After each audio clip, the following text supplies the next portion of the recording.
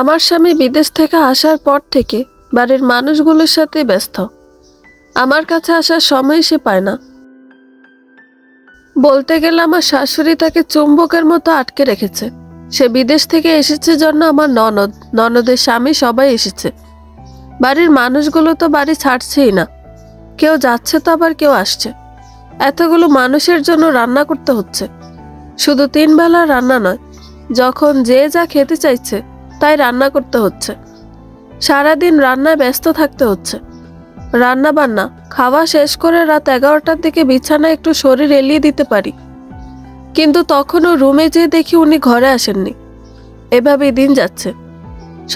সংসার করে পড়ে আছি, অথচ সংসারের মানুষগুলো আমার না বলেই সুরাইয়া মুখটা ভারী করে ফেলল। রিদিতা শাড়ির আঁচলটা কাঁধের উপরে রেখে নাভির দিকের কুচিগুলো ঠিক করতে করতে বলল, বাদ দাও ভাবি এসব। তোমাকে কিছু শিখিয়ে দিলে তুমি সেটা করো না। আমি কি তোমার খারাপ চেয়ে ওগুলো বলি নাকি? আমি এ পর্যন্ত যা যা বলেছি সেগুলো করলে বড় মা এগুলো করার সাহস পেত না। খচ্চর মহিলা একটা। ছেলেকে বউয়ের কাছে পাঠাবে না, তাহলে কি রূপ দেখতে বিয়ে দিছিল নাকি? নিজেটা তো ঠিকই সাথে সাথে রাখে সবসময়। পাশে নাহার বেগম কড়া নজরে রিদিতাকে চোখ রাঙিয়ে বলে, হৃদয়, তোমার এসব অশ্লীল কথাবার্তা আমি কিন্তু একদম বরদাস্ত করব না। মুখের ভাষার কি স্ত্রী।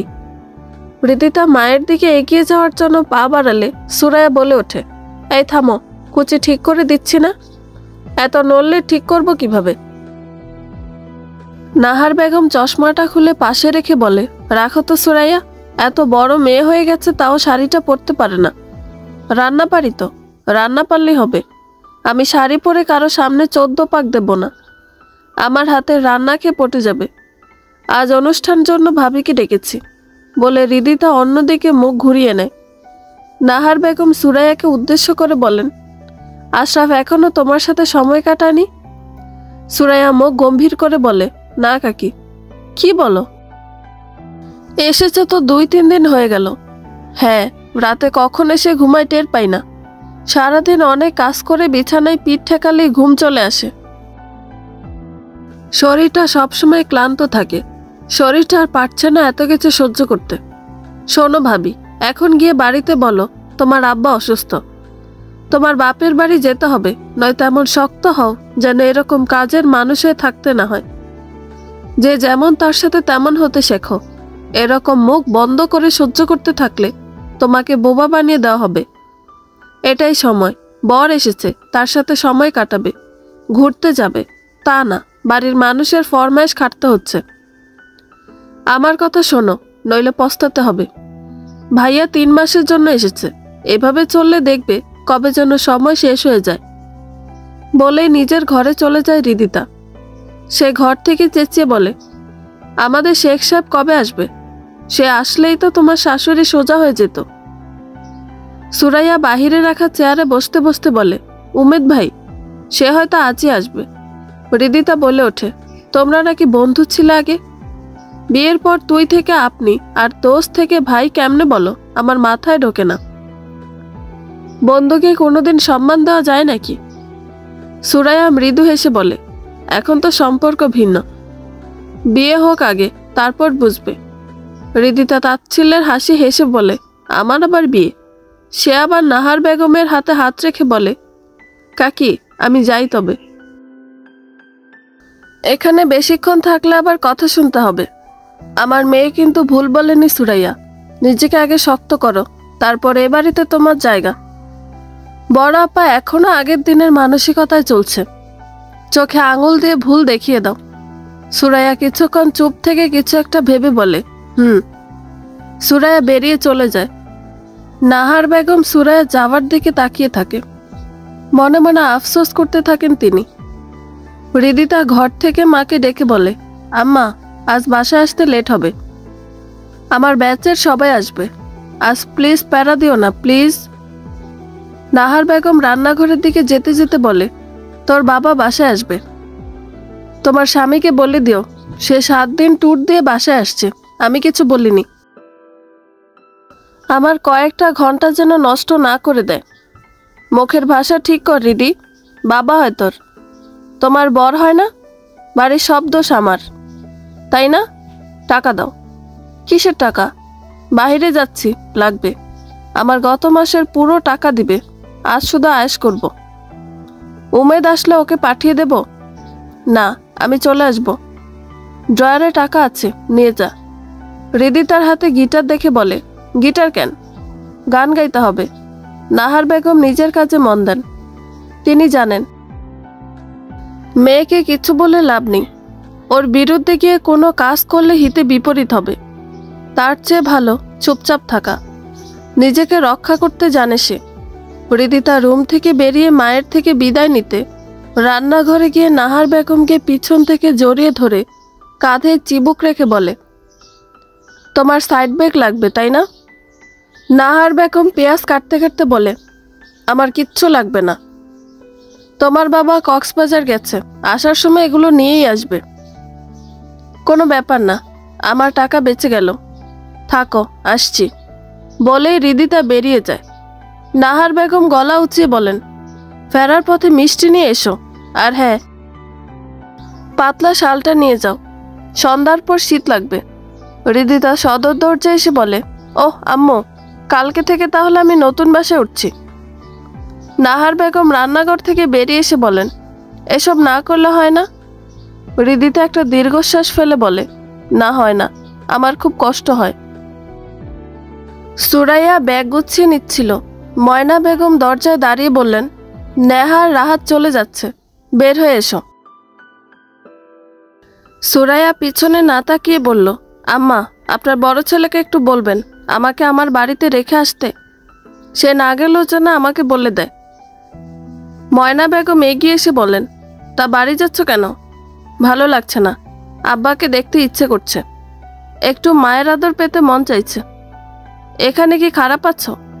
কথা শুনে মনে হচ্ছে এখানে কেউ তোমাকে ভালোবাসে না। বাসেন ভালো।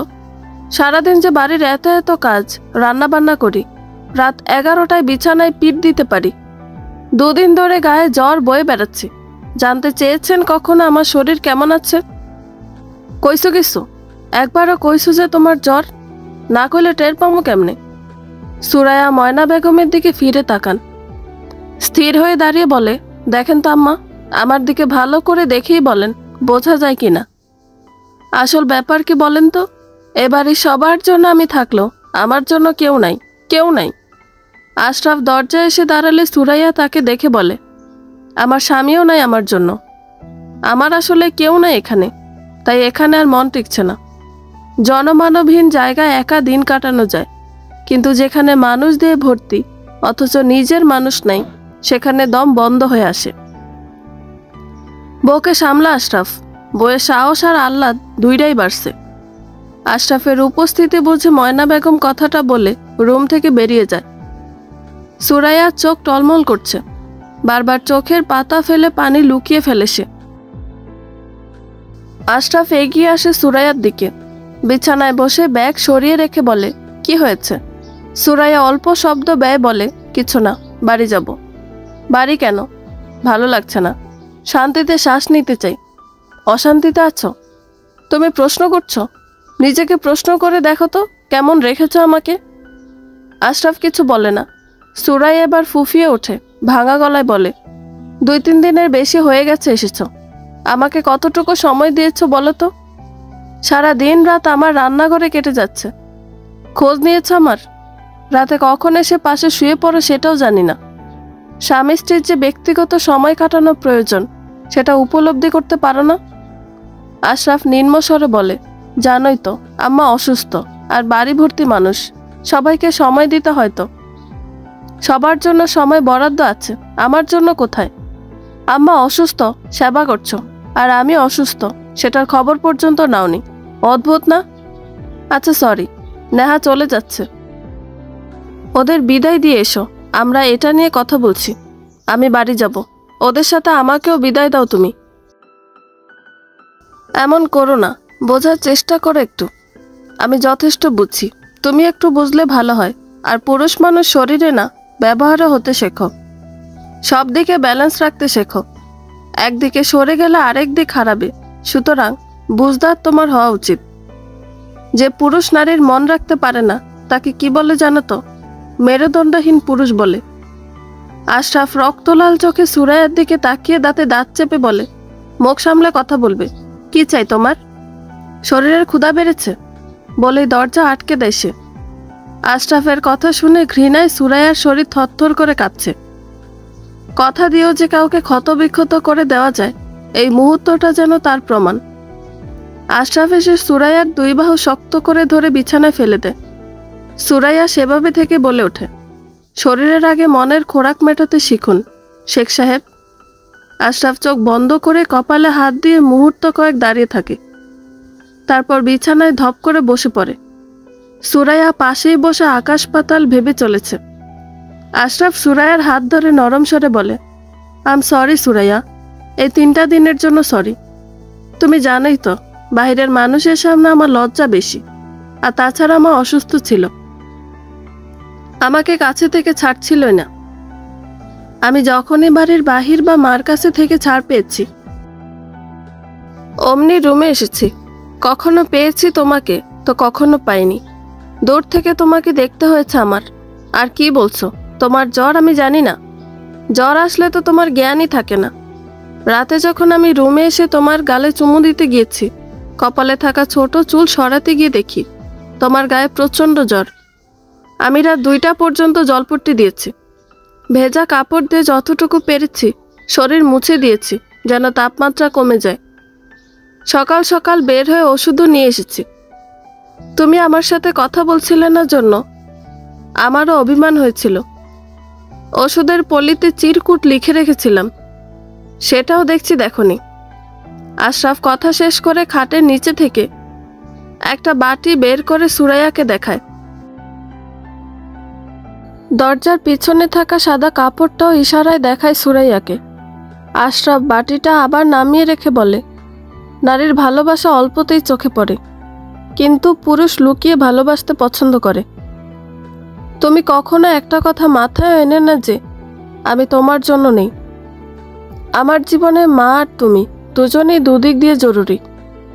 তোমাকে ভালোবেসে রাগ দেখাতে পারবো, বকতে পারবো, অভিমান করতে পারবো, কিন্তু মায়ের সাথে এগুলো করে ওঠা সম্ভব না।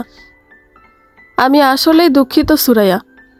আমি তোমাকে নিয়ে যথেষ্ট পরিমাণে চিন্তিত হয়তো ছিলাম না। আশরাফ বিছানা ছেড়ে উঠে বাইরে যাওয়ার জন্য দরজার দিকে যেতে পা বাড়ালে সুরাইয়া বলে ওঠে, শুনুন। আশরাফের পা থেমে যায়, পিছনে ফিরে বলে, কাল অন্তত আমার জন্য সন্ধ্যায় সময় রাখুন। অনেক দিন বের হওয়া হয় না। ঠিক আছে। শুনুন। বলো। সরি। ভালোবাসি বলতে শিখো। হৃদিতা আর ঈশিতা ভার্সিটিতে পৌঁছেছে অনেকক্ষণ আগে। সাহিল, ফাউজিয়া আর অনয়ের আসার কথা অনেক আগেই, কিন্তু তারা এখনো এসে পৌঁছায়নি। হৃদিতা ক্যাম্পাসে এসে বারবার কল দিয়ে যাচ্ছে ফাউজিয়াকে। পাশেই দাঁড়িয়ে আছে ঈশিতা। কল রিসিভ হতে হৃদিতা বলে উঠল, কি রে, কই তোরা? স্বামী বউ ঘর থেকে বেরোসনি? এদিক আসবি না নাকি? তোরা দেরি করে আসবি সেটা বললেই হতো, তাহলে আমি আর ইস্যু দেরি করে আসতাম। ফোনের ওপাশ থেকে ফাউজিয়া বলে ওঠে, গেটে দেখ একটু। হৃদিতা সাথে সাথে তাকিয়ে দেখে ফাউজিয়া আসছে, একা আসছে, সাথে সাহিল নেই। ফাউজিয়া হেঁটে সোজা হৃদিতা আর ঈশিতার কাছে এসে দাঁড়ায়। ঈশিতা তাৎক্ষণিক বলে ওঠে, কি লাগতেছে ভাই? সাহিলকে এমনি এমনি বইয়ের আঁচলের নিচ থেকে বের হয় না নাকি? ঘরে এরকম মারকাটারি ফিগারের সুন্দরী বউ থাকলে কি অন্যদিকে নজর যায় নাকি? ঈশিতার কথায় লজ্জা পেয়ে যায় ফাউজিয়া। হৃদিতা এদিক ওদিক দেখে বলে, তোর বর কই? বউকে একা ছাড়লো কেন আজ? ফাউজিয়া ক্যাম্পাসের বাইরে ইশারা করে দেখিয়ে বলল, খাবার কিনতে গেছে। শুকনো মুখে অনুষ্ঠান দেখব নাকি? ঈশিতা কাউকে ফোন করতে করতে বলে, এই অনয়ের বাচ্চা কই কত? এই বালডারে দেখলাম না সময় মতো আসতে, কোথাও হয়তো দাঁড়ায় দাঁড়ায় সিগারেট ফুঁকছে, বান্দর একটা। ফাউজিয়া ঈশিতার ফোনটা নিয়ে অনয়কে দেওয়া কলটা কেটে দিয়ে বলে, অনয় সাহিলের সাথে আসছে, চল আমরা ভেতরে যাই। আগে বলবি তো? হৃদিতা মৃদু হেসে বলে, মিস করতেছিল অনয়বাবুরে। লজ্জায় নুয়ে যায় ঈশিতা। অন্যদিকে তাকিয়ে বলে, চল তো, ওই বালডারে ক্যাডাই মিস করবে? একটা চাকরিও ঠিকঠাক করছে না। তুই মেয়ে হয়ে পেয়ে গেলি, আরও আমি কিভাবে পেয়েছি সেটা তো জানিসই। ফাউজিয়া পাশে থেকে বলে ওঠে, তোকে নিয়ে আমার খুব ভয় হয় রিদি। সন্ধ্যা হয়ে যাচ্ছে, রাতের রান্না চড়াবে কখন তুমি? বাড়ির যে এতগুলান মানুষ রয়েছে সেদিকে দেখি কোনো খেয়ালই নেই তোমার সুরাইয়া। ময়না বেগমের কথায় বিছানা থেকে উঠে বসে সুরাইয়া গম্ভীর মুখে বলে, লতার মা রান্নার ব্যবস্থা করতেছে, আজ থেকে সেই রান্না করবে। ময়না বেগম যেন আকাশ থেকে পড়লেন, কপাল শটান ছড়িয়ে বললেন, কাজের লোকের হাতে রান্না খাওয়া লাগবে এখন? এমন দিন চলে আসলো যে বাড়ির মানুষ রান্না না করে কাজের লোকে দিয়ে রান্না করাবে? হ্যাঁ, আসলেই তো। আপনারাও তো বাড়ির মানুষকে বাড়ির মানুষের মতো না রেখে কাজের মানুষের মতোই রাখতে চান। কাজের মানুষের মতো থাকলে সমস্যা কোথায়? তোমারে কাজের মানুষের মতন রাখা হয় না বলছেন? সকাল 6টা থেকে রাত 10টা 11টা পর্যন্ত কে কামলা খাটে কন্ত? বাড়ির বউরা বাড়িতে কাজ করবেই, তোমারও করতে হবে। বাড়ির বউ আর কাজের মানুষের মধ্যে পার্থক্য আছে। তাছাড়া আপনার মেয়েরে দিয়ে দিনরাত এত কাজ করাতে পারতেন। মা, ময়না বেগম যেন আগুনে জ্বলে ওঠে, দাঁতে দাঁত চেপে বলে, আমার মেয়ে সপ্তাহখানেকের জন্য বেড়াতে এসে কাম করবে? শ্বশুর বাড়িতে নিজেদের সাথে শাশুড়ি রান্না করা লাগবে জন্য বাসা ভাড়া নিছে। ভাবছি আপনার ছেলেকেও বলবো, হয় নতুন বাসা নিবে, নয়তো আমি এ সংসার করব না। সাহস বেড়ে গেছে তোমার। মেয়ের কথা ভাবলে আমার কথা কেন ভাববেন না? ছেলের বউ বলে মেয়ের শাশুড়ি মেয়ের সাথে একদিন খারাপ ব্যবহার করেছিল বলে বাসা নিয়ে দিলেন, আর আপনি যে প্রতিদিন অত্যাচার করেন, খারাপ ব্যবহার করেন, সেক্ষেত্রে আপনি যদি বাড়ির বউয়ের মতো আমার সাথে ট্রিট না করেন তবে আমি আমার অধিকার বুঝে নিতে বাধ্য হব। ময়না বেগম রাগে গটগট করতে করতে রুম থেকে বেরিয়ে যান।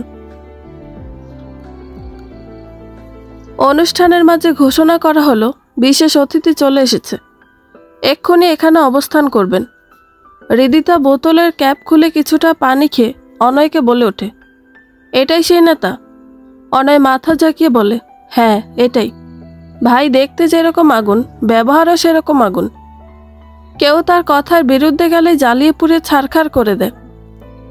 পুরুষ মানুষের এমন না হলে দাম নাই। দেখতে কেমন? ঈশিতার সাথে মানাবে? ঈশিতা হৃদিতাকে কনুই দিয়ে ধাক্কা দিয়ে বলে, আমার সাথে মানাতে হবে কেন? তুই নিজের জন্য রেজিস্ট্রি করে নে, আমার লাগবে না। হৃদিতা ঈশিতাকে ইশারায় চুপ করতে বলে ফাউজিয়া আর সাহিলকে দেখায়। ফাউজিয়া আর সাহিল একপাশে বসে অনুষ্ঠান দেখছে আর কথা বলছে। অনয় হেসে বলে, কে বলেছে বন্ধুদের মধ্যে বিয়ে করলে বিয়ে টিকে না? বন্ধুরাই তো বন্ধুকে ভালো মতো চিনে। সাহিল আর ফাউজিয়াকে দেখ, পরিবার থেকে দুজনকে ইন্টারের পরপরই বিয়ে দিয়ে দিয়েছে। আজ এতগুলো বছরে ওদের ভালোবাসা কমেনি। হৃদিতা অনয়ের দিকে তাকিয়ে বলে, তোরাও বিয়েটা করে নে, কোনো না কোনো রাস্তা বেরিয়ে যাবে। অনয় মুখ গম্ভীর করে ওঠে, ওর পরিবার আমাকে মানবে না হৃদি। তাদের কথার মাঝে চারপাশে জোরে সোরে হই হই আওয়াজ শোনা যায়। বাহিরে থেকে সেটা গেট পর্যন্ত এসেছে। কয়েকজনের সাথে ফুলের মালা গলায় ভেতরে প্রবেশ করা আবরার ফাইয়াজ। দুই পাশে খয়েরি শাড়ি পরিহিত মেয়েরা ফুলের পাপড়ি ছড়াচ্ছে। চোখে সানগ্লাসটা খুলে পকেটে রেখে হাত মিলিয়ে সোজা মঞ্চে গিয়ে বসে। দুপাশে আরও কয়েকজন সম্মানিত অতিথি এবং শিক্ষকগণ বসে আছেন। হৃদিতা প্রথম দিকে সারিতে বসা আবরারকে স্পষ্ট দেখতে পাচ্ছে।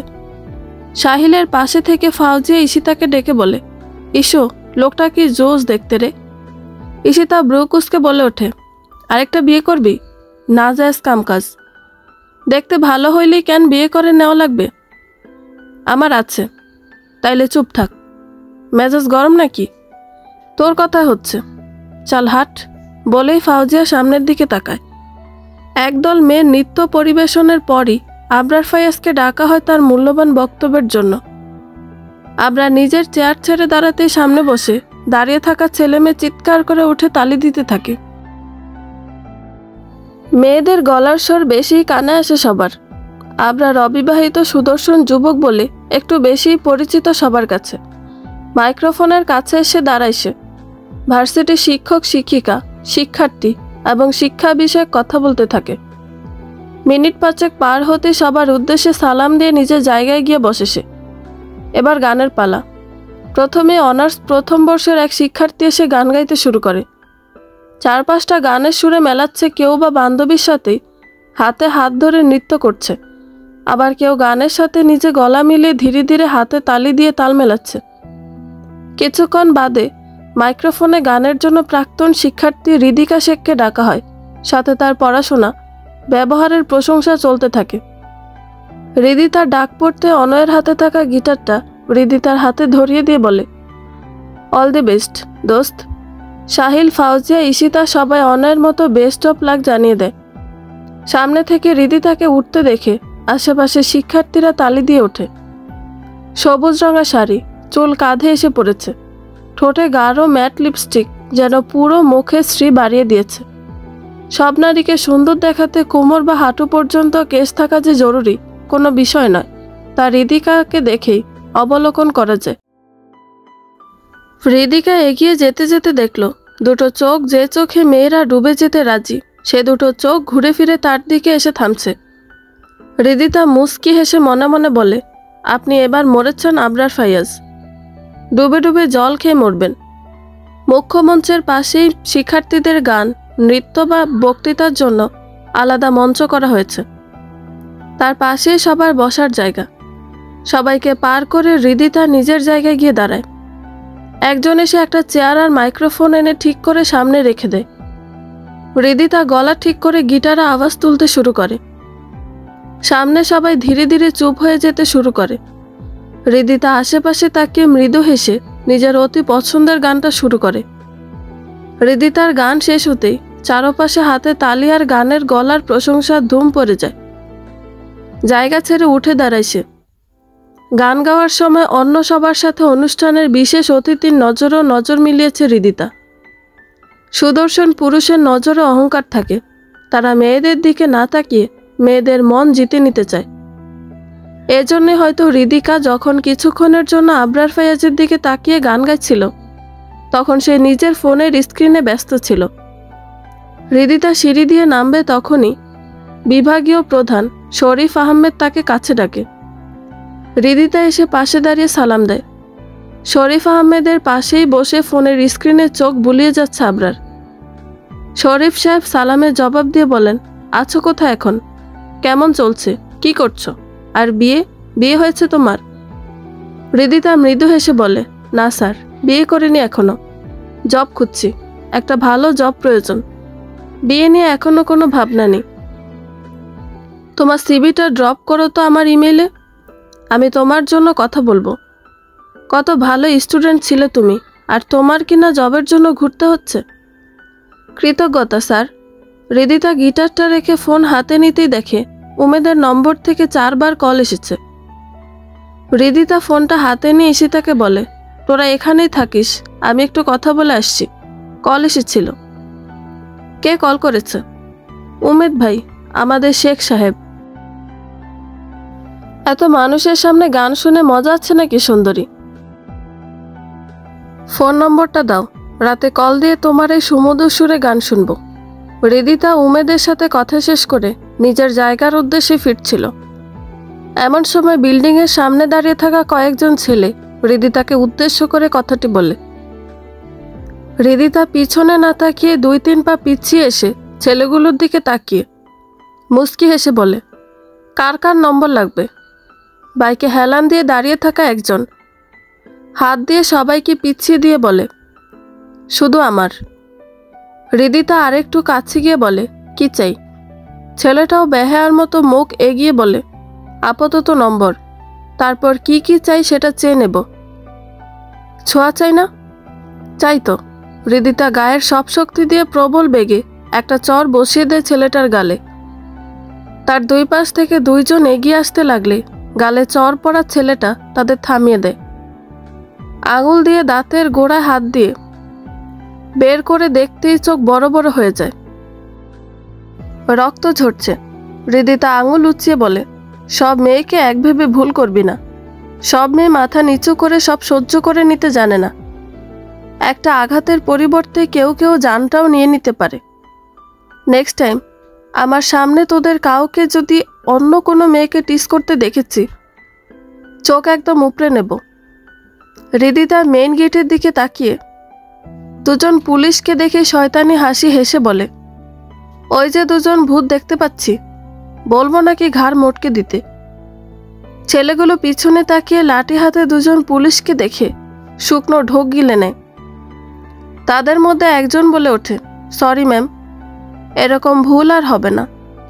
হৃদিতা তাকে হাত দিয়ে ইশারায় কাছে ডেকে বলে, আমার বাবা উকিল, রাসেল শেখকে চেনা আছে? একটা করে ধরবে, জেলে ভরবে, আর টিপে টিপে মারবে। ছেলেগুলো অনুনয় বিনয় শুরু করে দেয়। তারা বয়সে ছোট হয়, তাদের ভয় দেখাতে হৃদিতার মজাই লাগছিল, তবে আফসোসও হচ্ছিল এটা ভেবে যে এতটুকু ছেলেগুলো ভদ্রতার প্রকাশের বয়সে কি অভদ্রতাটাই না করছে। হৃদিতা নিজের আসনের দিকে যেতে থাকে। মোড় ঘুরতেই ধাক্কা লাগতে লাগতে বেঁচে যায় সে। কিছু বলবে অমনি সামনে তাকিয়ে কানে ফোন সমেত আবরার ফায়াজকে দেখে থমকে যায় সে। সামনে দাঁড়িয়ে থাকা মানুষটা চোখের দিকে তাকাতেই দমে যায় সে। আবরার ফোনের ওপাশে থাকা ব্যক্তিটাকে বলে, ফোন রাখো, আমি পরে কল ব্যাক করছি। হৃদিতা পাশ কাটিয়ে চলে যাবে এমন সময় ফোনটা পাঞ্জাবির পকেটে রেখে আবরার হৃদিতাকে ডেকে বলে, দাঁড়ান। হৃদিতা দাঁড়িয়ে যায়, মাথা নিচু করে বলে, জি বলুন। আপনিই তো গান গাইলেন, তাই না? জি আমি। সুন্দর গান করেন। গান নিয়ে এগোনোর ইচ্ছে আছে? শখে গাই। শখ তো প্রফেশনও হতে পারে। না, শখকে প্রতিটা মানুষ ভালোবাসে। শখ হচ্ছে এক একটা আবেগ। সবাই নিজের প্রফেশনকে পছন্দ করে না। বাহ, ভালো বলেছেন, কিন্তু গানের সাথে ভালো কথাও বলতে পারেন দেখছি। শুক্রিয়া। বাসা কোথায় আপনার? সামনে বাসা ভাড়ায় থাকি। টার্মিনালের মেইন রাস্তায় ওঠার ঠিক আগে হাতের বাম সাইডে গোলাপি রঙের বাসা। দুজন রুমমেটের সাথে থাকতে হয়। আচ্ছা, জব খুঁজছেন হয়তো। এটা আমার কার্ড, প্রয়োজন মনে হলে কল দিতে পারেন, বলে হৃদিতার হাতে একটা কার্ড ধরিয়ে দিয়ে চলে যায় আবরার। হৃদিতা আবরারের যাওয়ার দিকে তাকিয়ে মৃদু হেসে বলে, আপনাকে ভালো লেগে গেছে নেতা সাহেব। আমার যেটা পছন্দ সেটাকে প্রয়োজন নয়, প্রিয়জন বানিয়ে নিতে অভ্যস্ত আমি। উমেদ বাড়ি ফিরেছে অনেকক্ষণ। আসার পর থেকেই বিছানায় উল্টা সিধা হয়ে গড়াগড়ি খাচ্ছে। ময়না বেগম কয়েকবার এসে জিজ্ঞেস করেছিলেন উমেদ কিছু খাবে কিনা। উমেদ সব খাবারের কথায় নাকচ করে দিয়েছে। বাড়ি আসার পর একটাবারের জন্য সে সুরাইয়াকে দেখেনি। তার কাছে এটা নতুন কি? আশরাফ আর সুরাইয়ের বিয়ে হয়েছে 4 বছর। আশরাফ আগে থেকে বাহিরে থাকতো। 2 বছর পর যখন বাসায় আসলো বিয়ে করতে, তখন প্রথমে উমেদকে ডেকে বলেছিল সুরাইয়ার কথা। জানিয়েছিল সে সুরাইয়াকে বিয়ে করতে চায়। এই যে বিয়ে হলো, তারপর থেকে যেন সবকিছুর নতুন সূচনা হলো। আশরাফের বিয়ের পরই মূলত বুঝতে শিখেছিল সে সুরাইয়াকে ভালোবাসে। বিয়ের আগের সেই দিনটার কথা মনে পড়লেই বুক ভারী হয়ে আসে। মনে হয় কেউ বুকের উপর বসে আছে, এখনই গলা টিপে ধরবে। নিজের দোষে হারিয়ে ফেলা ভালোবাসার সম্মুখীন হওয়ার ভয়ে, যন্ত্রণায় সে বাড়ি ফেরার পথ ভুলে গিয়েছে। 4 বছরে যতটা কম আসা সম্ভব সে এসেছে। রুমের বাইরে থেকে মেয়েলি গলায় কেউ বলে, চা পাঠিয়ে দিবে আপনার জন্য। গলাটা কানে পৌঁছতেই বুকটা কেঁপে ওঠে উমেদের। ভাঙা ভাঙা গলায় জিজ্ঞেস করে, কেমন আছিস? ভালো আছি, চা খেলে বলেন, পাঠিয়ে দিচ্ছি।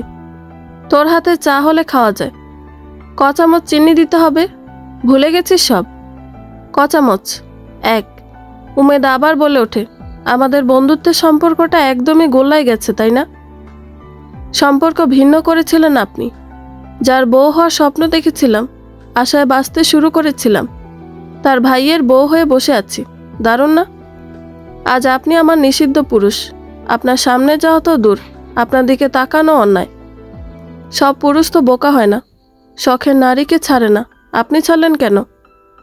ওহ সরি, আমি আপনার বন্ধু ছিলাম, শখের নারী নেই। উমেদ কিছু বলে না। এক বিশ্রী যন্ত্রণা তাকে চেপে ধরে। গলা আটকে যায়, শব্দ বেরোয় না। নিঃশ্বাস বন্ধ হয়ে আসে তার। বাহিরে থেকে সুরাইয়ার গলা ভেসে আসে, অতীত ভুলে বর্তমানে ফিরে আসুন। আমি আপনার বড় ভাইয়ের বউ, সম্পর্কে বড় ভাবি। আপনি অযথা এরকম কথাবার্তা তুলবেন না। একাকী কোনো সময় সামনে আসবেন না, অনুরোধ। ভালো চেয়েছিলেন আমার, ভালো থাকতে দিন। রাসেল শেখের মাঝরাতে ঘুম ভেঙে যাওয়ার অভ্যাস আছে। ঘুম ভেঙে গেলে তিনি হয়তো টুকিটাকি লিখতে বসেন, নইলে সমস্ত রুম হেঁটে বেড়ান। অন্য সব দিনের মতো আজও ঘুম ভেঙে গিয়েছে। ডাইনিং টেবিল থেকে পানির বোতলটা নিয়ে রুমে ঢুকবেন, ডান পাশে চোখ যেতেই দেখেন মেয়ের রুমে দরজা খোলা। বোতলটা রেখে হৃদিতার রুমের দিকে চলে যায় রাসেল শেখ। ভেতরে ঢুকে মেয়েকে বিছানায় দেখতে না পেয়ে বারান্দার দিকে এগিয়ে গিয়ে দেখেন হৃদিতা ব্যালকনিতে রাখা সোফায় ঘুমিয়ে গিয়েছে।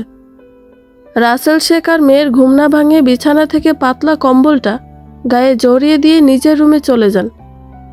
রাসেল শেখ চলে যাওয়ার সাথে সাথে হৃদিতা উঠে বসে। হাতে থাকা ফ্রেমটা হাত বুলিয়ে গুনগুন করে গেয়ে ওঠে গান। বুঝি না বাপু, আগে দুইজন বন্ধু ছিলে, ইন্টার থেকে একসাথে অনার্স কমপ্লিট করেছ। আগে তুই করে কথা বলতে, আর এখন আপনি করে তো বলোই। উমেদের সামনে আসতে চাও না। খাবার টেবিলে বসে ময়না বেগম রুটির টুকরো মুখে দিয়ে কথাখানা সুরাইয়ার উদ্দেশ্যে বলেন। সুরাইয়া আশরাফের পাশে বসে নাস্তা করছিল, মাথায় ওড়না কপাল পর্যন্ত ছড়িয়ে দেওয়া। মাথা নিচু করে নিজের প্লেটের দিকেই তাকিয়ে নাস্তা করছিল। শাশুড়ির কথায় মাথা তুলে আশরাফের দিকে একবার তাকিয়ে আবার শাশুড়ির দিকে তাকায়। উমেদ মাকে উদ্দেশ্য করে বলে, মা, এখনও আমার বড় ভাবি, আগের মতো আচরণ করা তো শোভা পায় না। কি জানি বাপু, এসব নিয়ে তো কোনোদিন কিছু বলিনি। ননদের সাথে যেভাবে চলে, দেবরের সাথেও তো একটু বন্ধুত্বপূর্ণ আচরণ থাকতে হবে। কেমন গা ছাড়া ভাব। সুরাইয়া খাওয়া শেষ করে উঠে যাওয়ার সময় বলে, আম্মা, আগে কি ছিল না ছিল সেটা বাদ। এখন উমেদ আমার দেবর। দেবরের সাথে মাখো মাখো সম্পর্ক মেনটেন করা আমার পক্ষে সম্ভব না। আমাদের সম্পর্কটা যে খারাপ সেরকম তো না। আর 4 বছর হয়ে গেছে উমেদের, সেরকম বাড়িতেও আসে না। দূরত্ব তো একটা সৃষ্টি হয়েছেই তাতে। আমার মনে হয় আমার ব্যবহারে উমেদের খারাপ লাগারও কিছু নেই। ময়না বেগম কথার পৃষ্ঠে বলে ওঠেন, বাদ দাও, তোমার শরীর কেমন এখন? জি আম্মা, ভালো। আমি আপনাকে বলেছিলাম একটু বাড়ি যাব। আপনি যদি অনুমতি দেন তাহলে আপনার বড় ছেলের সাথে আমি একটু ঘুরে আসতাম। ঠিক আছে, বিকেলে চলে যাও। শুক্রিয়া আম্মা। সুরাইয়া উঠে চলে গেলে আশরাফ বলে, মা, আমি তাহলে আর আজ ফিরব না। বিকেলে গেলে শাশুড়িও আসতে দিতে চাইবে না। তখন কল দিয়েছিল, যাওয়ার কথা শুনে কত কিছুর যে আয়োজন করা শুরু করেছে। দেখিস বাপ, শাশুড়ির ভালোবাসায় মাকে ভুলে যাস না আবার। মা, কি যে কও না, সবাই তো নিজের নিজের জায়গায় আছে, কারো মতো কেউ হয় না। তোমার তো খুশি হওয়ার কথা, তোমার ছেলে এত ভালোবাসা পাচ্ছে। ময়না বেগম আর কিছু না বলে প্রস্থান করেন। আশরাফ উমেদকে উদ্দেশ্য করে বলে, সুরাইয়ের সাথে তোর কিছু হয়েছে? বিয়ের আগে ভেবেছিলাম দুজন মিলেমিশে থাকবি, আর এখন দেখছি কেউ কারো মুখটাও দেখছিস না। উমেদ চকিতে বলে ওঠে, তোর তো ভাগ্য ভালো ভাইয়া, তোর বউ মাহারাম নন মাহারাম মেনে চলার চেষ্টা করতেছে। শুধু আমার সাথে না, সবার সাথে এমন করে। আর তোদের চোখে শুধু আমিই পড়ি, তাই না? তাই বলে তুই থেকে সোজা আপনি। দুপুরে খাওয়া শেষ করে একটা ঘুম দেওয়া হৃদিতার অভ্যাস হয়ে দাঁড়িয়েছে। নতুন বাসায় প্রয়োজনীয় আসবাব পরশু তুলেছে সে, তবে সেখানে আজ ওঠার কথা। বিকেলে ঘুম থেকে উঠে মনে হলো তার একটু বের হওয়া প্রয়োজন। বিছানা ছেড়ে উঠে সোজা নাহার বেগমের কাছে চলে গেল সে। নাহার বেগম বসে বসে নিজের হাতের কাজ করছিলেন। হৃদিতা পাশে বসে বলে, আম্মু চলো বাইরে থেকে ঘুরে আসি। নাহার বেগম কাঁথায় সেলাই শেষ করে বলেন, আমার আজ অনেক কাজ মা, এখন উঠে রান্না করতে হবে। ভাবলাম একটু খাওয়া দাওয়া করে আসি। সুরাইয়া আশরাফ যায় কিনা দেখো। কাপলের সাথে গিয়ে কি করব? উমেদকে চেপে ধরে নিয়ে যামা, আমার হাতে সময় নেই। হৃদিতা সোজা আশরাফদের বাড়ি চলে যায়।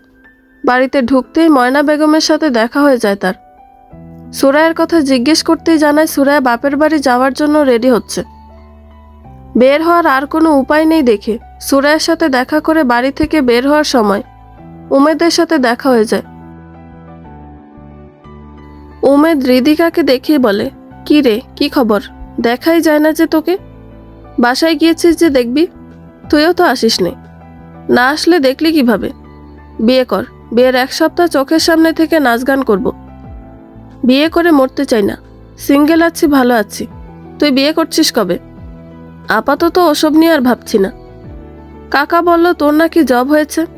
হ্যাঁ, এই তো অল্প কিছুদিন। কাজ কি তোদের? এই যে ধর, কিছু অন্যায়কারী বহাল তবিয়তে ঘুরে ঘুরে বেড়াচ্ছে। পুলিশ চাইলেও কিছু করতে পারছে না, তখন সেই কাজটা আমাদের কাছে চলে আসে। প্রমাণ জোগাড় করা আমাদের কাজ। পুলিশ যখন কিছু করতে পারে না, তখন তাদের কাজটা আমাদের করতে হয়। ভালোই হয়েছে, ইথারের জবটা পেয়ে গেছিস তুই। শুনলাম বাসা নিয়েছিস।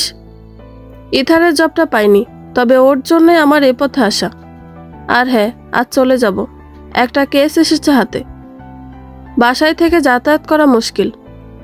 যখন তখন কেউ সন্দেহের বসে ফলো করলে পরিবারের জন্য বিপদ। দুজনের মাঝে বেশ কিছুক্ষণ কথা চলে। উমেদ জানায় সন্ধ্যায় সে নিজে গিয়ে হৃদিতাকে শহরে রেখে আসবে। হৃদিতাও উমেদের কথায় রাজি হয়ে যায়। চারদিকে অন্ধকার। আকাশে স্বল্প দৈর্ঘ্যের একটা চাঁদ মাঝে মাঝে মেঘের আড়াল থেকে বেরিয়ে উকি দিচ্ছে। সন্ধ্যার পর বাবা মায়ের কাছ থেকে বিদায় নিয়ে উমেদের সাথে বেরিয়েছে হৃদিতা। উমেদের বাইক একই গতিতে চলছে। তাদের বাড়ি থেকে শহরে পৌঁছতে প্রায় 40 মিনিট সময় লাগে। উমেদের বাইকে গতি বেশি রাখা হয়েছে বিধায় আধা ঘন্টার মাঝে নির্দিষ্ট স্থানে পৌঁছে যায়। হৃদিতা বাইক থেকে নামতে বলে, ভাইয়া, এখানেই পাশে একটা ছোট মাঠ আছে জানিস? দারুণ স্ট্রিট ফুড পাওয়া যায়, খাবি? উমেদ বাইক থেকে নেমে হৃদিতার ব্যাগ হাতে নিয়ে বলে, এখন আমার আবার ফিরতে হবে। ধুর, তুই কি মেয়ে নাকি যে তাড়াতাড়ি বাড়ি ফিরতে হবে তোর? চল, বাইরে খাওয়া দাওয়া করে চলে যাবি, তখন আর আটকাবো না। আর এমন তো না যে তোকে এখানে প্রতিদিন পাওয়া যাবে। উমেদ এক দৃষ্টিতে হৃদিতার দিকে তাকিয়ে থাকে। 4 বছর আগে একটা মেয়ে যে কিনা তার জীবনের সাথে আষ্টে পৃষ্ঠে জড়িয়েছিল, সেই মেয়েটাও ঠিক এরকমই আবদার করে বসত। আজ তার জীবনে ওরকম আর কেউ জায়গা করে নিতে পারেনি। আগের সেই চঞ্চল প্রকৃতির মেয়েটা কত নীরব আর জেদি হয়ে গিয়েছে ভাবতেই বুক চিরে একটা দীর্ঘশ্বাস বেরিয়ে আসে তার।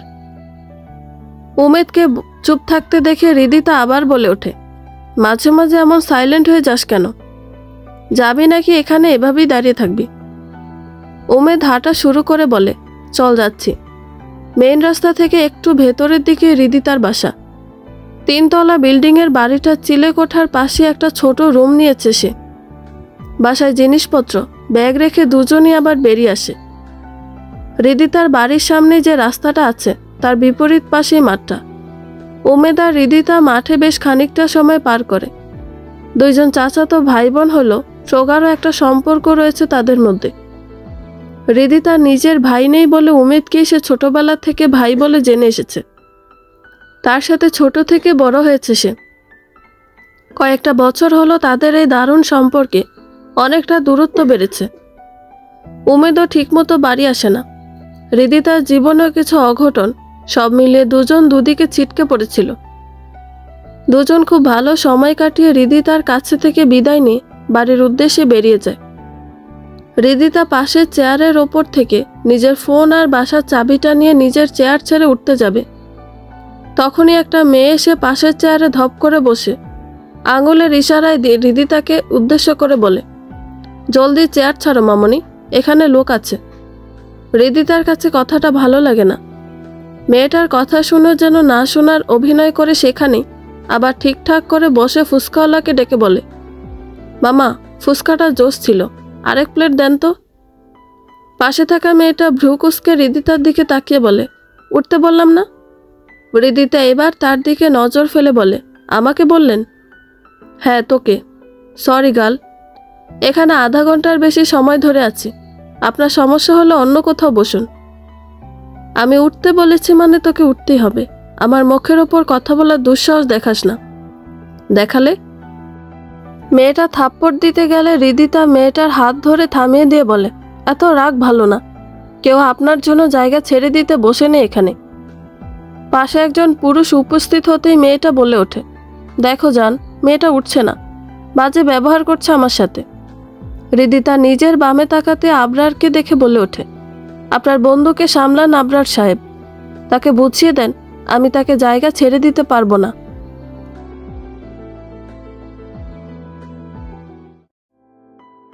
আবরার আন্তরিকতার সাথে বলে, দুঃখিত, আশার পক্ষ থেকে আমি মাফ চাইছি। মেয়েটা চেয়ার ছেড়ে উঠে দাঁড়ায়, চোয়াল শক্ত করে বলে, কি বলছো এসব আবরার?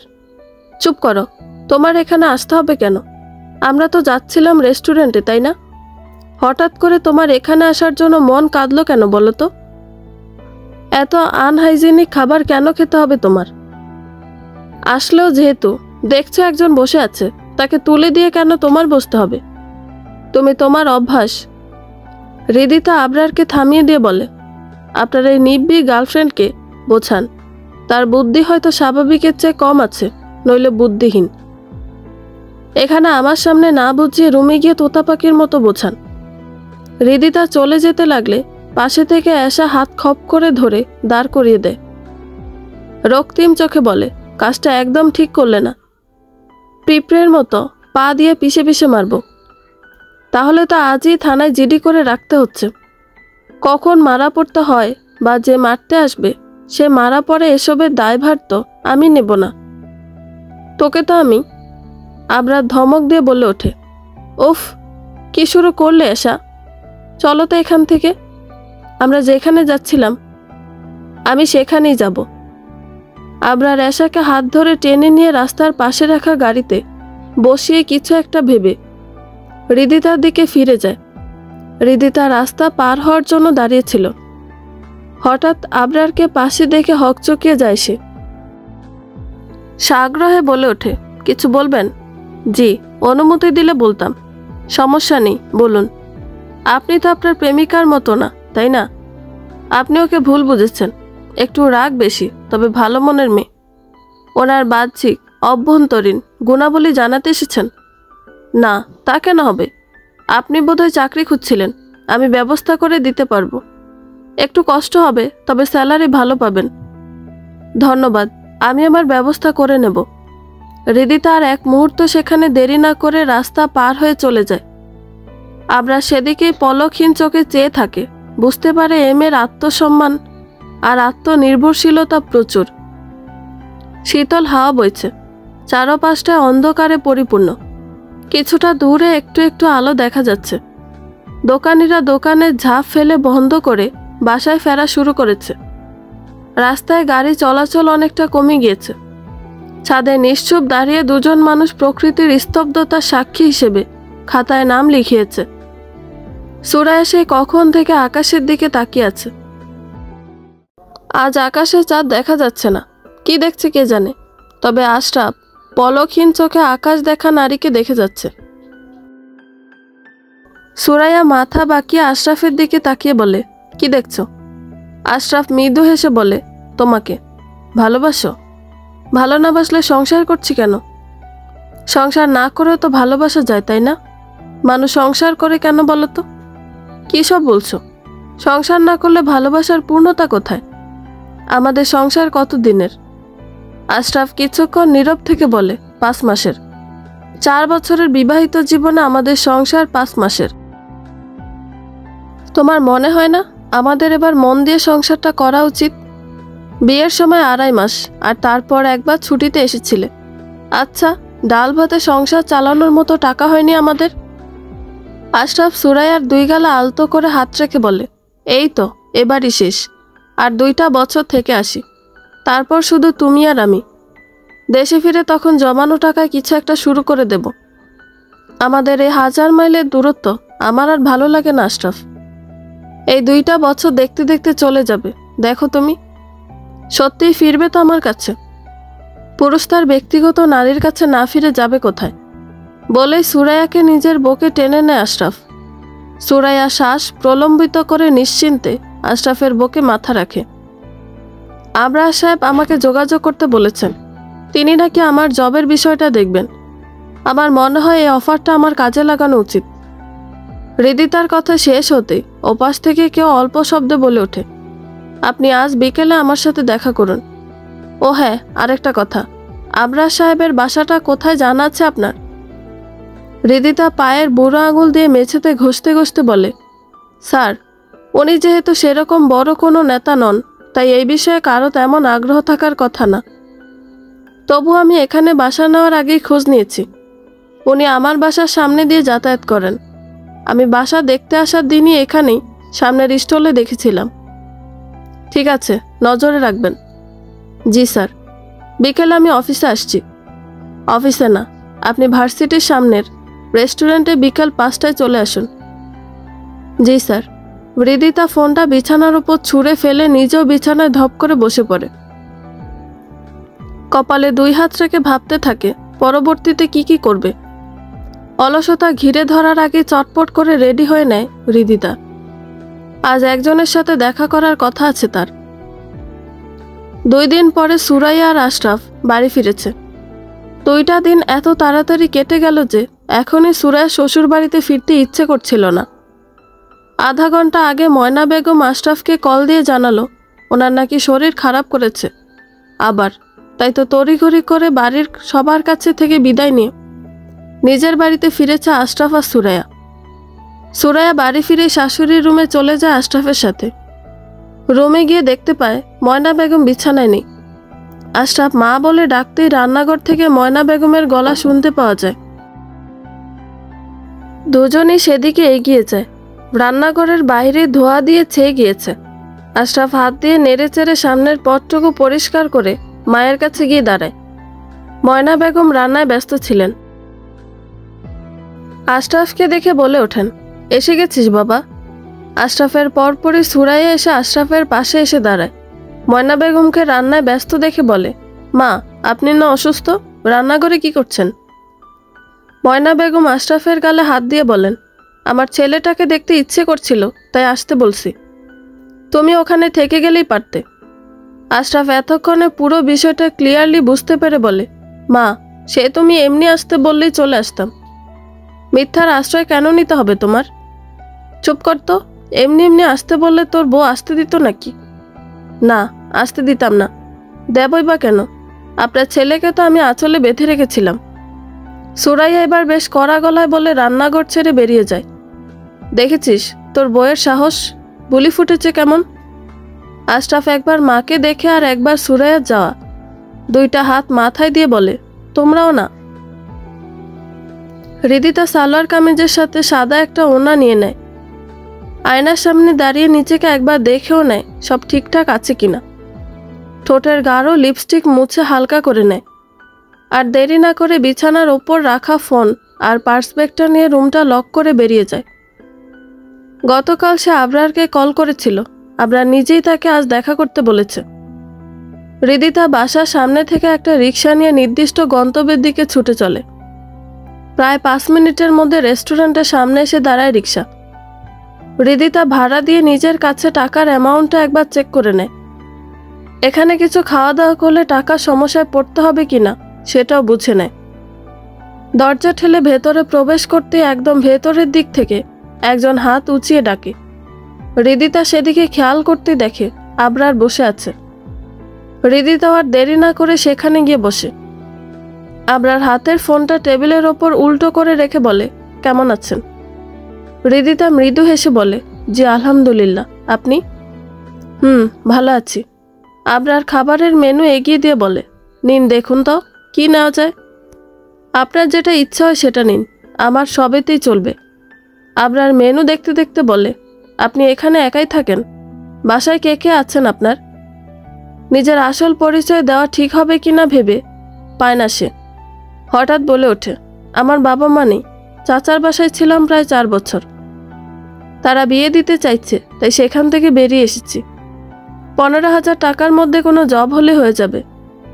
আবরার খাবারের অর্ডার দিয়ে হৃদিতার দিকে তাকায়। একবার পর্যবেক্ষণ করে নেয় তাকে, তারপর বলে, সিভি এনেছেন? জি। হৃদিতা ব্যাগ থেকে সিভি বের করে আবরারের হাতে দেয়। আবরার পুরো সিভিতে চোখ বুলিয়ে নেয় একবার, ফিরিয়ে দিয়ে বলে, আপনার বাবা মা কবে মারা গিয়েছে? হৃদিতা চকিতে বলে দেয়, কোভিডে। দুজন একসাথে আক্রান্ত হয়েছিল। আচ্ছা আচ্ছা, কম্পিউটার ইউজ করতে পারেন তো, তাই না? জি। ঠিক আছে, আমি রাতে আপনার সাথে কথা বলে নেব। হৃদিতা হ্যাঁ সূচক মাথা নাড়ে। আবরার আবার বলে, এশার সাথে সাথে থাকতে পারবেন?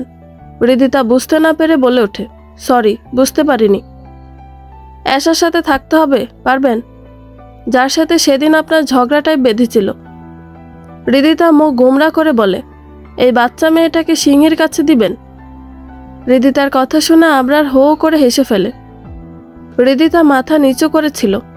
আবরারের হাসি শুনে সামনে তাকালে আবরারের হাসি মাখা মুখটা দেখে এক পলকে তাকিয়ে থাকে। মনে মনে বলে, কি সুন্দর হাসতে পারে এই লোকটা। তোমার কি মনে হয় আমাকে অপমান করা মেয়েটাকে আমি আমার সাথে সাথে নিয়ে ঘুরবো সারাক্ষণ? আমার কথা ভাবতে কে বলেছে তোমায়? আমি বলেছি তোমাকে কখনো? তুমি আমার বাবার পছন্দ বলে আমি বিয়েতে রাজি হয়েছি। ইচ্ছে হলে ভেঙেও দিতে পারি, এটা আমার কাছে বড় বিষয় না। তুমি আমার ওপর কর্তৃত্ব ফলাতে আসবে না একদম।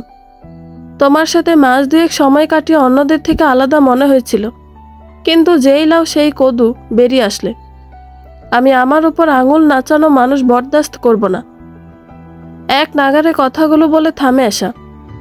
ব্রুকুসকে তাকিয়ে স্থির হয়ে দাঁড়িয়ে আসা সবগুলো কথা শুনতে থাকে আবরার। আবরার ভীষণ ঠান্ডা মেজাজের পুরুষ, সহজে কোনো কিছু তাকে উত্তেজিত করতে পারে না। তাই আশার এতগুলো কথা আবরারকে টলাতে পারেনি। আবরার আগের মতো স্থির চিত্তে দাঁড়িয়ে আছে। আবরারকে চুপ থাকতে দেখে আশা আবারও বলে ওঠে, দেখো আবরার, আমি আমার বাবাকে এসবে সহ্য করতে পারি না, আর তুমি তো বাহিরের কেউ। বাহিরের কেউ বলছি কারণ আমাদের বিয়ে এখনো হয়নি, আর বিয়ে হলেই বা কি, তুমি যখনই আমাকে তোমার ইচ্ছেতে চলতে বলবে সেদিনই আমাদের একসাথে শেষ দিন হবে। তুমি নিশ্চয়ই আমার রাগ জিত সম্পর্কে জেনে গিয়েছ। তোমার যদি মনে হয় আমি যেমন সেভাবেই আমাকে বিয়ে করে সারা জীবন থাকতে পারবে, তাহলে আমার জীবনে তোমাকে স্বাগতম। আর যদি না পারো তাহলে ধন্যবাদ। তুমি এখন আসতে পারো। আবরার এতক্ষণে দুই হাত বুকে দুই পাশে বেঁধে দেয়ালে পিঠ ঠেকিয়ে বলে ওঠে, তুমি হয়তো ভুলে যাচ্ছ তুমি কি করেছ। মামুলি কোনো ব্যাপারের সাথে তুমি জড়িয়ে নেই, আর সাধারণ কোনো কাজ করনি। পুলিশ এখনো তোমার পিছনে পড়ে আছে। ফরহাদ সাহেবও। ফরহাদ সাহেবকে নিশ্চয়ই ভুলে যাওনি, ভুলে যাওয়ার কথাও না। আমি তোমার সিকিউরিটির জন্য মেয়েটাকে তোমার সাথে রাখতে চেয়েছিলাম, যেন সব খবরাখবর সে আমাকে সবসময় দিতে পারে। আবরার থামতে না থামতে আশা বলে ওঠে, তুমি হয়তো ভুলে যাচ্ছ ওই হারামজাদা আমার ভাইকে মেরেছিল, রক্তের বদলে রক্ত। আর আমি যদি কোনো বিপদেও পড়ি তাহলে কই 2 টাকার মেয়ে আমাকে বাঁচাবে? সেই 2 টাকার মেয়ে না আশা, কথায় আন্তরিকতা রাখো। তুমি আমাকে এখন কথাবার্তা শেখাবে? যাও, বেরিয়ে যাও তো এখান থেকে। একদম জ্ঞান দিতে আসবে না, এটা আমার সবচেয়ে অপছন্দের। বড় লোকের বিগড়ে যাও মেয়ের মতো কথা বলবে না আশা। হৃদিতাকে রাখা হচ্ছে তোমার সাথে থাকার জন্য, বাকিটা আমি দেখে নেব। আমি যেভাবে বলছি সেভাবে চলো, কয়েকটা মাস। পরিবেশ ঠান্ডা হয়ে গেলে ওকে বাদ দেওয়া যাবে। আশা আবরারের দিকে এগিয়ে এসে আবরারের মুখ বরাবর আঙুল উঁচিয়ে বলে, তোমাকে আমি নিষেধ করেছি আবরার, বেশি বাড়াবাড়ি করবে না। তুমি যে কথা বলছো সেটা আমি, তুমি, বাবা ছাড়া কেউ জানে না। আর বাকি রইল পুলিশ, তারা শুধু সন্দেহ করেছিল, তাছাড়া কিছু না। আবরার ধৈর্যহীন না হয়ে আবার বলে, নিজেকে নিয়ে একটু ভাবো আশা, জীবনটা ছেলে খেলা নয়। তুমি হৃদিতাকে চাইছো না, তাই না? আমি অন্য কাউকে ঠিক করে দিই? তুমি জাস্ট এই রুম থেকে বেরিয়ে যাও, সাথে আমার জীবন থেকে। তোমাকে সহ্য হয় না আমার। ভেবে বলছো? এতে ভাবাভাবির কি আছে? তোমারে ভাল লাগে না এই কথা বাবাকে বলেছো, সে শোনেনি। আজ তোমাকে বলে দিলাম, যাও, বেরিয়ে যাও। আবরার টেবিলের ওপর থেকে ফোনটা নিয়ে দ্রুত গতিতে রুম থেকে বেরিয়ে আসে। আবরারকে বেরিয়ে আসতেই দেখে বসা থেকে উঠে দাঁড়ায় হৃদিতা। আবরারের দিকে 2-1 পা এগিয়ে এসে বলে, কি বলল উনি? আমাকে মাফ করতে পেরেছেন? আবরার হৃদিতার প্রশ্নের উত্তর না দিয়ে বলে ওঠে, চলুন আমার সাথে। যাব কেন? আমার কিছু করতে হবে না এখন? এখন না, কখনোই কিছু করতে হবে না। ক্লিয়ারলি কিছু বলছেন না কেন? আবরার দাঁতে দাঁত চেপে বলে, চলুন আমার সাথে। আশরাফ 2টা গহনার বাক্স নিয়ে বাড়িতে ঢুকতে ময়না বেগম আশরাফকে নিজের রুমে ডেকে পাঠান। সুরাইয়া রান্নাঘরে কাজ করছিল। আশরাফ মায়ের ডাক শুনে মায়ের রুমে যাওয়ার আগে সুরাইয়ার দিকে তাকাতেই সুরাইয়া চোখ নামিয়ে কাজে মন দেয়। সে এই পরিবেশের সাথে অভ্যস্ত হয়ে গেছে। সে জানে এখন কি ঘটবে। সবকিছু ভেবে একটা দীর্ঘশ্বাস ফেলে সুরাইয়া। আশরাফ ঘরে ঢোকার পরেই ময়না বেগমের চোখ যায় গহনার বাক্সের দিকে। হাত বাড়িয়ে বলল, দেখি কি এনেছিস। আশরাফ বাক্সের দিকে একবার তাকিয়ে মায়ের দিকে বাড়িয়ে দিয়ে বলে, সুরাইয়ার জন্য ছোটখাটো কিছু উপহার নিয়ে এসেছি। বাইরে থেকে আসার সময় তো কিছু আনতে পারিনি, তাই ভাবলাম ওকে কিছু দেই। সে তো নিজে থেকে কিছু চাইতেই ভুলে গেছে। ময়না বেগম একটা বাক্স খুলে ভেতরে স্বর্ণের দুজোড়া কানের দুল দেখে আরেকটা খুলে সেখানে 2টা স্বর্ণের আংটি দেখতে পায়। সেগুলো নাড়াচাড়া করতে করতে বলে ওঠেন, এই সবগুলো বইয়ের জন্য? হ্যাঁ মা, সুরাইয়ার জন্য নিয়ে আসলাম। ওকে তো তেমন কিছু দিতে পারিনি। মায়ের জন্য কি এনেছিস? তোমার কিছু চাই, আমাকে বলো তোমার কি লাগবে। আমি বলবো তারপর নিয়ে আসবি? না মানে তোমার জন্য গতবার নিয়ে এসেছিলাম, তাই আর আজ কিছু নিয়ে আসিনি। তোমার কিছু লাগলে বলো, আমি নিয়ে আসছি। লাগবে না, তোর বইয়েরগুলো আমার কাছে রাখতে বলিস। যখন কোনো অনুষ্ঠান হবে পড়তে হলে তখন যেন নেয়, নিয়ে পড়ে। আশরাফ মাথা নিচু করে বলে, মা, এগুলো প্রতিদিন ব্যবহার করার জন্য। একজোড়া কানের দুল পরবে আর একজোড়াও নিজেই রেখে দেবে, যখন ইচ্ছা হয় পরবে। মেয়েদের গায়ে গহনা আলাদা শ্রী সৃষ্টি করে। তোমার বউকে বলো আমার থেকে নিতে, এত দামি জিনিস সামলাতে পারবে না। আশরাফ বুঝতে পারে এগুলো হয়তো সুরাইয়ার ভাগ্যে আর জুটবে না। মায়ের কাছে থাকলে সুরাইয়া নিজের ইচ্ছে মতো পড়তেও পারবে না। সে বুঝে গেছে তার মা সুরাইয়াকে খুব একটা পছন্দ করে না। এই পরিবেশটাই একটা পুরুষের জন্য সবচেয়ে কঠিন। মায়ের মন রাখলে বউ অখুশি, আর বউয়ের মন রাখলে মা অখুশি। আশরাফ কপাল চুলকে বলে, মা, এগুলো সুরাইয়া পরে থাকবে, সামলে রাখার বা না রাখার কি আছে। আশরাফ গহনাগুলো বাক্সে রেখে মায়ের হাত নিজের 2 হাতের মাঝে নিয়ে বলে, মা, সুরাইয়া পুরো সংসার সামলায়। রান্না থেকে শুরু করে বাজার, বাড়ির কাজ, তোমার সেবা, সবার দেখভাল সবই করছে। এত কিছু সামলাতে পারলে সামান্য গহনা সামলাতে পারবে না? কি যে বলো না। আশরাফ বাক্সগুলো নিজের হাতে নিয়ে উঠে দাঁড়িয়ে বলে, মা, তুমি রেস্ট নাও, আমি পরে আবার আসবো। ময়না বেগম কিছু না বলে ছেলে চলে যাওয়ার দিকে চেয়ে থাকেন। তিনি ছেলের পরিবর্তন বেশ বুঝতে পারছেন। সংসারটা হাত থেকে পিছতে যাচ্ছে ভেবে বিরক্তির নিঃশ্বাস ফেলে ময়না বেগম। সুরাইয়ার প্রতি রাগ যেন এবার আরেকটু বড় আকার ধারণ করেন। সুরাইয়া ততক্ষণে রান্নাঘর থেকে নিজের রুমে চলে এসেছে। 1 কাপ চা নিয়ে বসে বসে টিভি দেখছিল। পাশে আরেক কাপ চা রাখা আশরাফের জন্য। চায়ে চুমুক দিতেই রুমে আশরাফের উপস্থিতি টের পেয়ে সেদিকে আর দেখে না আশরাফকে। আশরাফ বুঝতে পারে সুরাইয়া রেগে আছে। আশরাফ গহনার বক্স 2টা পাশের চেয়ারে আস্তে করে রাখে। সুরাইয়া সেটা বুঝতেও পারে না। সুরাইয়ার পাশে বসতেই সুরাইয়া অন্যদিকে সরে যেতেই আশরাফ হাত ধরে সেখানে আটকে রাখে। সুরাইয়া বিরক্ত ভাব নিয়ে বিরসভাবে আশরাফের দিকে তাকিয়ে বলে, কি চাই? আশরাফ মৃদু হেসে বলে, হাতটা দাও। কেন, আংটি পরবে না? তোমার তো শখ ছিল। সুরাইয়া ভ্রু কুঁচকে বলে, তোমার মা রেখে দেয়নি? বলেনি আমি স্বর্ণ সামলে রাখতে পারবো না? মার কথা এত ধরে বসে থেকো না তো, হাত দাও। সুরাইয়া হাত বাড়িয়ে দেয়। আশরাফ পাশে রাখা বক্স থেকে 2টা আংটি বের করে সুরাইয়ার আঙুলে পরিয়ে দিয়ে বলে, দেখো তো পছন্দ হয়েছে কিনা। সুরাইয়া নিজের আঙুলের আংটি 2টা পলকহীন চোখে দেখতে থাকে। বিষয়টা যেন অবিশ্বাস্য লাগছে তার কাছে। বাবা যে টাকা উপার্জন করত তাতে স্বর্ণ তো দূরের কথা, 3 বেলা ঠিকমতো খেতেও পেত না। মা খুব কষ্ট করে কয়েক বছর টাকা জমিয়ে একজোড়া কানের দুল বানিয়ে দিয়েছিল, সেটাও বাবার অসুখের সময় বিক্রি করে চিকিৎসা করতে হয়েছিল। বিয়েতে যা গহনা পেয়েছিল সেটা বিয়ের পর শাশুড়ি দেখতেও দেয়নি। সুরাইয়া টলমল চোখে আশরাফের দিকে তাকিয়ে বলে, এগুলো আমার। আশরাফ হেসে বলে, কানের দুল আছে। সে গহনার বক্সটা সুরাইয়ার দিকে ধরিয়ে দিয়ে বলে, এখানে 2 জোড়া আছে, যখন যেটা ইচ্ছে পড়তে পারো। সুরাইয়া কানের দুল জোড়া দেখে মুচকি এসে বলে, এগুলোর সাথে শাড়ি পরি। তোমার দেওয়া ওই লাল টকটকে শাড়িটা। সুরাইয়া বিকেলে একটু উপন্যাসের বই নিয়ে বসেছিল। আশরাফ পাশে শুয়ে শুয়ে ঘুমোচ্ছে। বইয়ের পাতায় কিছুতেই মন দিতে পারছে না সুরাইয়া। বারবার আশরাফের মুখের দিকে চোখ চলে যাচ্ছে। কে বলেছে ঘুমানোর সময় শুধু নারীকে নিষ্পাপ লাগে? কোনো নারী কি ব্যক্তিগত পুরুষকে ঘুমন্ত অবস্থায় এরকম পলকহীন চোখে দেখেছে? দেখলে বুঝতো ঘুমন্ত পুরুষের মুখে এক রাজ্যের মায়া মাখা থাকে। সুরাইয়া বইটা বন্ধ করে পাশে রেখে দেয়। ফোনটা হাতে নিয়ে কয়েকটা ছবি তুলে নেয় আশরাফের।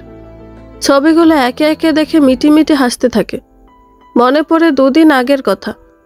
সুরাইয়া যখন স্বর্ণ পেয়ে খুশিতে লাল শাড়িটা পরেছিল, তখন আশরাফ তাকে সীমাহীন লজ্জায় ফেলে দিয়েছিল। সুরাইয়া শাড়ি পরে যখন চোখে গাঢ় করে কাজল দিচ্ছিল, তখন আশরাফ আচমকা বলে ওঠে, চোখে কাজল দিচ্ছ দাও, ঠোঁটে লিপস্টিক দিও না। তোমাকে কষ্ট দিয়ে তোমার চোখে পানি এনে কাজল নষ্ট না করলেও লিপস্টিকের দায়ভার আমি নিতে পারবো না। আশরাফের কথা কান্না আসতে চোখ বন্ধ করে ফেলে সুরাইয়া। মনে হচ্ছিল মাটি ফাঁকা হয়ে গেলে সে ভেতরে ঢুকে যাবে। সুরাইয়ার অবস্থা দেখে আশরাফ উচ্চস্বরে হেসে উঠেছিল। সুরাইয়া শুধু মুখে আধার নামিয়ে বলেছিল, লাগাম ছাড়া কথা বলবেন না একদম। সেদিনের কথা মনে পড়তেই ফিক করে হেসে ফেলে সুরাইয়া। আশরাফ ঘুম ঘুম চোখে বলে ওঠে, হাসছো কেন? জিনে ধরলো নাকি আমার বউকে? সুরাইয়া ফোনটা পাশে রেখে বলে, ধরলেই বা কি করবেন? নাক ডেকে ঘুমিয়ে যাচ্ছেন। ঘরে যে আরেকজন মানুষ আছে তার কোনো খেয়াল নেই। কে বলেছে খেয়াল নেই? বলেই সুরাইয়ার হাত ধরে টেনে নিয়ে নিজের কাছে নিয়ে এসে কোলে মাথা রেখে চোখ বন্ধ করে ফেলে আশরাফ। সুরাইয়া আশরাফের মাথায় হাত বুলিয়ে দিতে দিতে বলে, চা খাবে? বানিয়ে নিয়ে আসবো? মন্দ হয় না, তোমার হাতের চায়ে কখনো না বলা যায় না। কথাটা শুনতেই বুকের ভেতর সুচালো ব্যথার সৃষ্টি হয় সুরাইয়ার। যতই মানুষটাকে ভুলে থাকতে চায়, কোনো না কোনো কথায় তার কথা ঠিক মনে পড়ে যায়। সুরাইয়া আস্তে করে উঠে বলে, আমি চা নিয়ে আসছি। সুরাইয়া রান্নাঘরের দিকে যেতে থাকে। কাকতালীয়ভাবে তখনই উমেদ নিজের ঘর থেকে বেরিয়ে আসতে আসতে সুরাইয়াকে উদ্দেশ্য করে বলে, চা করতে যাচ্ছিস? উমেদের গলা শুনে তাড়াতাড়ি করে মাথায় কাপড় দেয় সুরাইয়া। থেমে গিয়ে বলে, হ্যাঁ লাগবে? 1 কাপ চা পেলে ভালো হতো। ঠিক আছে, পেয়ে যাবেন। সুরাইয়া কথা না বাড়িয়ে সোজা রান্নাঘরে চলে যায়। চায়ের জন্য পানি বসিয়ে দেয় চুলায়। অতীত মাথাচাড়া দিয়ে ওঠে। সেদিন ছিল শুক্রবার, ক্লাস বন্ধ। হঠাৎ উমেদের মেসেজের নোটিফিকেশন পেয়ে মুখে হাসি ফোটে সুরাইয়ার। মেসেঞ্জারে গিয়ে দেখে উমেদ মেসেজ করেছে, বাড়ি আছিস? সুরাইয়া তৎক্ষণাৎ রিপ্লাই করে, না, তোর মনের মধ্যে আছি, খুঁজে পাচ্ছিস না? ওপাশ থেকে এংরি ইমোজি সহ মেসেজ এলো, ধুর মজা করিস না তো, বাড়ি আছিস কিনা বল। সুরাইয়াও আর মজা না করে লেখে, হ্যাঁ বাড়িতেই তো থাকার কথা, আমি আসছি তোর বাসায়। কেন? একটা কথা বলার আছে। আর তার চেয়ে বড় কথা, আমার চায়ের নেশা উঠছে। চা খেতে আসবি আয়, কিন্তু কথাটা কি? এসে বলছি। এখনই বল। মেসেজ আর সিন হলো না। পরপর আরও কয়েকটা মেসেজ পাঠালো সুরাইয়া, কিন্তু সেই আগের মতোই কোনো রিপ্লাই তো দূর, সিনও হলো না। কথাটা জানতে আর অপেক্ষা করতে মন চাইছে না সুরাইয়ার। লাস্ট 2-3 বছরে সে যে কথা শোনার অপেক্ষায় ছিল, সেই কথাটা বলবে না তো উমেদ? হাজারটা প্রশ্ন মাথায় ঘুরপাক খাচ্ছিল সুরাইয়ার। প্রশ্নগুলোর উত্তর না পেয়ে চা করতে চলে যায় সে। 10 মিনিটের মাথায় উমেদ সুরাইয়ার বাড়িতে চলে এসেছিল। সুরাইয়া রান্নাঘর থেকে বেরিয়ে দেখে উমেদ তার বাবা মার সাথে তাদের ঘরে কথা বলছে। সুরাইয়ার মা বাবা হাসি হাসি মুখ করে কথা বলছে। সুরাইয়ার চিন্তা বেড়ে যায়। ভালো লাগছিল এটা ভেবে যে উমেদ হয়তো তার সাথে আগে কথা না বলে তার বাবা মায়ের সাথে কথা বলছে। কিছুক্ষণ বাহিরে দাঁড়িয়ে থাকে সে, কিন্তু কোনো কথাই কানে এসে পৌঁছায় না। চা নিয়ে নিজের ঘরে চলে আসে সুরাইয়া। 2-3 মিনিটের মাথায় উমেদ সুরাইয়ার ঘরে এসে দরজায় নক করে বলে, আসবো? সুরাইয়া উমেদের দিকে তাকিয়ে বলে, আয়। আজ অনুমতি নেওয়ার প্রয়োজন হলো কেন? উমেদ ভেতরে এসে চায়ের কাপটা হাতে নিয়ে বলে, এখন থেকে অভ্যাস করতে হবে। সুরাইয়া ভ্রু কুঁচকে বলে, অভ্যাস মানে? উমেদ পকেট থেকে কয়েকটা চকলেট বের করে সুরাইয়ার হাতে দিয়ে বলে, চকলেট খা, ভাইয়া নিয়ে আসছে। সুরাইয়া চকলেটগুলো টেবিলের ওপর রেখে বলে, কথা শেষ কর। উমেদ চায়ে চুমুক দিয়ে বলে, বলছি, এত অধৈর্য হচ্ছিস কেন? হচ্ছি তার কারণ আছে। অনেকক্ষণ অপেক্ষা করিয়েছিস, বল জলদি। কথাটা হচ্ছে বলে মিটিমিটি হাসতে থাকে উমেদ। উমেদের এই হাসি সবসময় সুরাইয়া মুগ্ধ হয়ে দেখে এসেছে, কিন্তু আজ যেন রাগ বাড়িয়ে দিচ্ছে। সুরাইয়া চোয়াল শক্ত করে বলে, বলবি নাকি ঘর থেকে বের করে দেব? উমেদ হাসতে হাসতে বলে, আরে থাম, এত রেগে যাচ্ছিস কেন? বল, তোর বিয়ে নিয়ে এসেছি আমি আজ। ঘটকের সাথে এটা কেমন ব্যবহার? সুরাইয়া ব্রৌকুসকে বলে, বিয়ে মানে? কিসের বিয়ে? কার বিয়ে? কার আবার? তোর বিয়ে? আমার? হ্যাঁ, আমার ভাইয়া তোকে পছন্দ করে সুরাইয়া। মাথায় যেন আকাশ ভেঙে পড়ে সুরাইয়ার। আমতা আমতা করে বলে, মজা নিচ্ছিস? আরে না রে ভাই, সত্যি আশরাফ ভাইয়া তোকে ভালোবাসে। গতকাল বাড়িতে ভাইয়ার বিয়ে নিয়ে কথা হচ্ছিল, তখন ভাইয়া তোর কথা বলল। আমি তো হেব্বি খুশি। তুই আমার ভাবি হবি, ভাব একবার। আমি আর তুই এক বাড়িতে থাকবো, একসাথে পড়াশোনা, কত ভালো হবে। তুই খুশি হচ্ছিস এসবে? হ্যাঁ, খুশি হব না? তুই আমার ভাবি হচ্ছিস, ভাবি বন্ধু। উঠে দাঁড়ায় সুরাইয়া, দ্রুত গতিতে বলে, তোর ভাইকে বলিস আমি বিয়ে করতে পারবো না। উমেদ ব্রুকুসকে বলে, ভাইয়াকে বিয়ে করতে পারবি না মানে? তাছাড়া তোর তো বয়ফ্রেন্ডও নাই। বয়ফ্রেন্ড নেই জন্য ধেই ধেই করে বিয়ে করতে বসবো নাকি? বেশ কিছুক্ষণ কথা কাটাকাটি চলে দুজনের। শেষ পর্যন্ত উমেদ বলে ওঠে, তুই আমাকে আজ অপমান করলি সুরাইয়া। আশা নিয়ে এসেছিলাম আমি তোর কাছে। আমার ভাইয়াকে আমি অসম্ভব ভালোবাসি। সে যেহেতু মুখ ফুটে বলেছিল তোর কথা, সেহেতু ভেবেছিলাম ভাইয়ার ভালোবাসা হয়তো আমি পাইয়ে দিতে পারবো। নিজের ওপর ভরসা ছিল। তুই আমাকে ফিরিয়ে দিলি। তোকে না, তোর ভাইকে ফিরিয়ে দিলাম। সুরাইয়ার কথার অর্থ সেদিন উমেদ বুঝতে পারেনি। না বুঝে বলেছিল, তুই আমার ভাইকে বিয়ে না করলে আমার সাথে কোনো দিন কথা বলিস না। উমেদ চলে যাওয়ার পর সুরাইয়া সিদ্ধান্ত নিয়েছিল উমেদের সাথে যোগাযোগ বিচ্ছিন্ন হোক। তবুও ভালোবাসার মানুষের বড় ভাইকে বিয়ে করা তার পক্ষে সম্ভব না। কাউকে দূর থেকেও ভালোবাসা যায়। নিজের সিদ্ধান্ত অটল থাকতে পারেনি সুরাইয়া। পরিবার ভালো একটা ঘর পেয়ে তার সিদ্ধান্ত পা দিয়ে পিষে বিয়ে করতে বাধ্য করেছিল। পরিবারের ওপর সেদিন রাগ হয়নি। সব পরিবারই চায় মেয়ের ভালো ঘরে বিয়ে হোক, মেয়ে ভালো থাকুক। কিন্তু উমেদ এতগুলো বছর একসাথে থেকেও তার অনুভূতি বুঝল না। ভালোবাসাটা খুব জলদি অভিমান আর ঘৃণায় রূপ নিয়েছিল তার। পিঠে কারো স্পর্শ পেতে চমকে ওঠে সুরাইয়া। পিছনে তাকিয়ে দেখে তার শাশুড়ি ময়না বেগম চোখ বড় বড় করে তাকিয়ে আছেন। সুরাইয়া চুলার দিকে ফিরে তাকাতেই দেখে পাতিলের সবটুকু পানি শুকিয়ে পাতিল পুড়তে শুরু করেছে। তাড়াতাড়ি করে চুলা বন্ধ করে দেয় সে। ময়না বেগম চেঁচিয়ে বলে ওঠেন, গ্যাস কি ফ্রিতে দেয় নাকি দোকানদার? সুরাইয়া কোনো উত্তর না দিয়ে একটা দীর্ঘশ্বাস ফেলে দ্বিতীয়বারের মতো পানি বসিয়ে দেয়।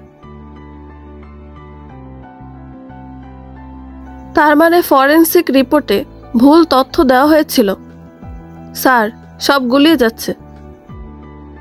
হৃদিতার সামনে বসে আছে প্রায় ৪৫ বছর বয়সী এক লোক। পেশায় তিনি সিবিআই অফিসার আজহার রেজা। হৃদিতার কথায় তিনি প্রথম থেকে সাজিয়ে বলা শুরু করেন, আবার বলছি, মন দিয়ে শোনো। যাকে খুন করা হয়েছে তার খুন ছুরির আঘাতে হয়নি। খুন হয় বালিশ চাপা দেওয়ায় নিঃশ্বাস বন্ধ হয়ে। এই খবরটা হয়তো ওপর মহল থেকে লুকিয়ে রাখা হয়েছে। পুলিশ আর এখানে জড়াবে না, যেহেতু মিস আশাকে সেখানে দেখা গিয়েছিল আর খুন হওয়া ব্যক্তির সাথে শত্রুতা ছিল, তাই সে পুলিশের চোখে পড়েছিল। তাছাড়া ছুরিতে আশার হাতে ছাপও পাওয়া গিয়েছিল। অবস্থা বেগতিক দেখে আগের রিপোর্ট সামনে আনা হয়েছে। মানে প্রমাণ করার চেষ্টা করা হচ্ছে ছুরির আঘাতে নয়, বালিশ চাপা দেওয়া শ্বাস আটকে মৃত্যু হয়েছে, কিন্তু বালিশে আশার হাতের কোনো ছাপ নেই। যে খুন করেছে সে সামনে আসবে না বলেই আশাকে সামনে রেখে এসেছে এতদিন। দেখা যাবে কেস চলাকালীন টাকা দিয়ে সব বদলে ফেলা হয়েছে। আশাকে নির্দোষ প্রমাণ করে ফেলবে। টাকাওয়ালাদের খেলা এখানে। বর্তমানে এমন অবস্থা যে টাকা যার আইন তার। কথা শেষ হতে উঠে দাঁড়ায় হৃদিতা, ছলছল চোখে বলে, তার মানে আমরা কিছু করতে পারবো না স্যার? আজহার রেজা একটা দীর্ঘশ্বাস ফেলে বলে, আমরা যেখানে অবস্থান করছি গায়ে সেই ট্যাগ থাকাকালীন তো নয়। আর যদি অন্যভাবে কিছু করা হয়? আজহার রেজা উল্টো প্রশ্ন করেন, কিভাবে? যেভাবেই হোক, খুনিকে তো আমি খুঁজে বের করবই, আর শাস্তিও আমিই দেব। আপনি শুধু আমাকে সাহায্য করবেন, কথা দিন স্যার। আজহার রেজা হৃদিতার মাথায় হাত রেখে বলে, তোমার জন্য আমি সবসময় আছি। তোমার আঙ্কেলের দোয়াও সবসময় তোমার সাথে থাকবে। হৃদিতা রেস্টুরেন্ট থেকে বেরিয়ে আসে, আকাশের দিকে তাকিয়ে বলে, সবকিছু এত কঠিন কেন আল্লাহ? যত কঠিনই হোক না কেন, এর শেষ আমি খুঁজে বের করবই। হৃদিতার রুমে আসতেই মায়ের কল আসে। হৃদিতা গলা ঠিক করে নিয়ে কলটা রিসিভ করে নেয়। ফোনের ওপাশ থেকে নাহার বেগম বলে ওঠেন, হৃদিতা মৃদু গলায় বলে, হ্যাঁ আম্মু, কি করছো? শালায় বসেছিলাম। তোর শরীর ভালো? খেয়েছিস? হ্যাঁ মা, খেয়েছি, শরীরও ভালো। আব্বু কোথায়? তোর আব্বুও ভালো আছে। বাড়ি আসবি না মা? তোকে দেখতে ইচ্ছে করছে। গরুর মাংস রান্না করে রাখেন ম্যাম, আমি কালই চলে আসছি। নাহার বেগম মৃদু হেসে বলে, আর পায়েস? क्या बात है नाहर जी, सब कुछ पका लो मेरे लिए, मैं जल्दी आ जाऊंगी। आ जाओ বলি নাহার বেগম কল কাটলে হৃদিতা ল্যাপটপ নিয়ে বসে। অনেকক্ষণ বসে বসে সেটাই ঘাটাঘাটি করতে থাকে। চোখে ঘুম চলে আসে হৃদিতার। ফোনটা চার্জে দিয়ে ঘুমোবে ভেবে ফোনটা হাতে নিতে দেখে আবরারের নম্বর থেকে 4 বার কল এসেছিল। ফোন স্ক্রিনটা এই মুহূর্তে একটু হলেও আনন্দ দেয় হৃদিতাকে। মৃদু হেসে বলে, আবরার সাহেব। কল রিসিভ করে সালাম দেয় হৃদিতা। ওপাশ থেকে সালামের জবাবও আসে তৎক্ষণাৎ।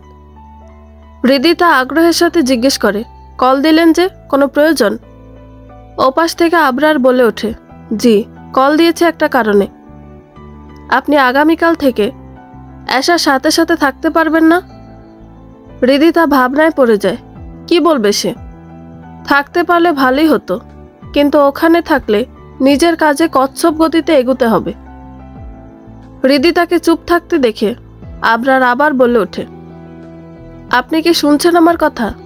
আশা রাজি হয়েছে। হৃদিতা আমতা আমতা করে বলে, উনি রাজি হলেও আমার সাথে খুব খারাপ ব্যবহার করবে, আর তাছাড়া আমি শিক্ষিত মেয়ে হয়ে এরকম কোনো জব করতে পারি না। আপনি আমার জন্য ভেবেছেন, তার জন্য আমি কৃতজ্ঞ। আচ্ছা ঠিক আছে, আমি যদি 2-1 দিনের মাঝে অন্য কোথাও কিছু করতে পারি তবে আপনাকে জানাবো। খুব ভালোবাসেন আপনি ওনাকে? প্রশ্নটা করেই চুপ মেরে যায় হৃদিতা। চোখ মুখ খিচে বন্ধ করে রাখে, এটা ভেবে যে ওপাশ থেকে হয়তো শক্তপোক্ত কিছু কথা ভেসে আসবে, কিন্তু এলো না। হৃদিতাকে অবাক করে দিয়ে আবরার বলে ওঠে, হ্যাঁ, অনেক বেশি ভালোবাসি। আশা একটু খিটখিটে মেজাজের মেয়ে, কিন্তু সহজ সরল, খুবই ভালো একটা মেয়ে। ওর জন্য আমি সারা পৃথিবীর সাথে লড়াই করতে পারি। পুরুষ মানুষ কোনো নারীকে ভালোবাসলে সে ভালোবাসায় কোনো কমতি রাখে না, তাই না? সবার কথা জানি না, তবে নিজের কথা বলতে পারবো। আমি আশাকে অনেক ভালোবাসি।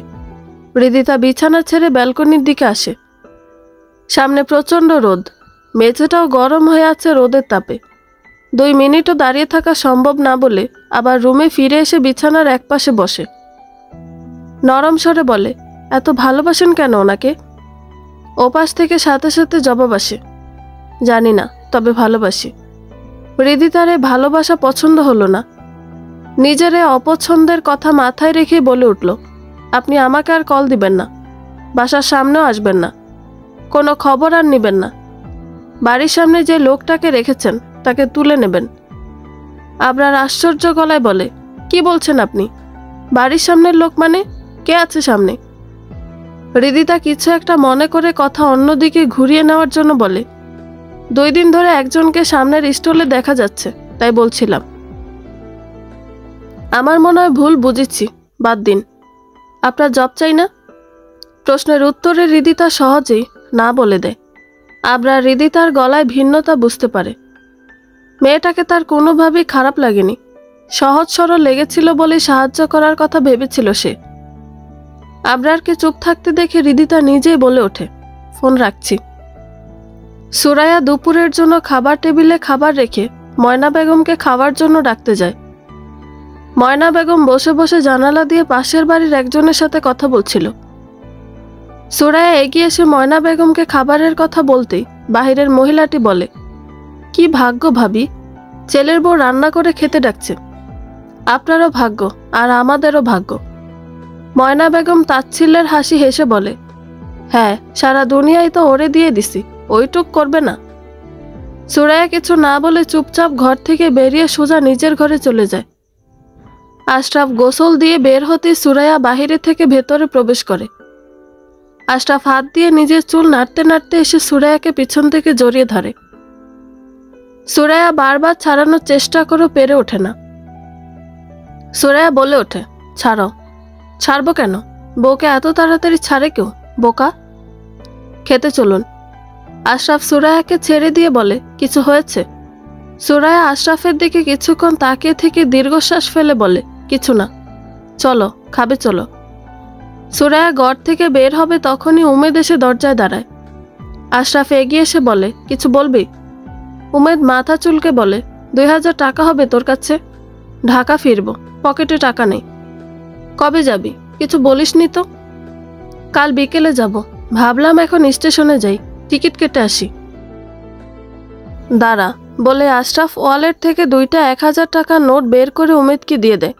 উমেদ বাড়ি থেকে বের হবে তখনই সুরাইয়া পিছন থেকে ডেকে বলে, এখন দুপুরবেলা, বিকেলে কাটলেই হবে টিকিট। এখন সবাই একসাথে খেতে বসবেন, আসুন। উমেদ কোনো কথা না বলে খাবার টেবিলে গিয়ে বসে। ময়না বেগমে এসে নিজের চেয়ার টেনে নিয়ে বসে পড়েন। সুরাইয়ার আসতে দেরি হলে ময়না বেগম নিজেই একটা ঢাকনা তুলে চিংড়ি মাছ দেখে ব্রু কুঁচকে সুরাইয়াকে ডাক দেয়।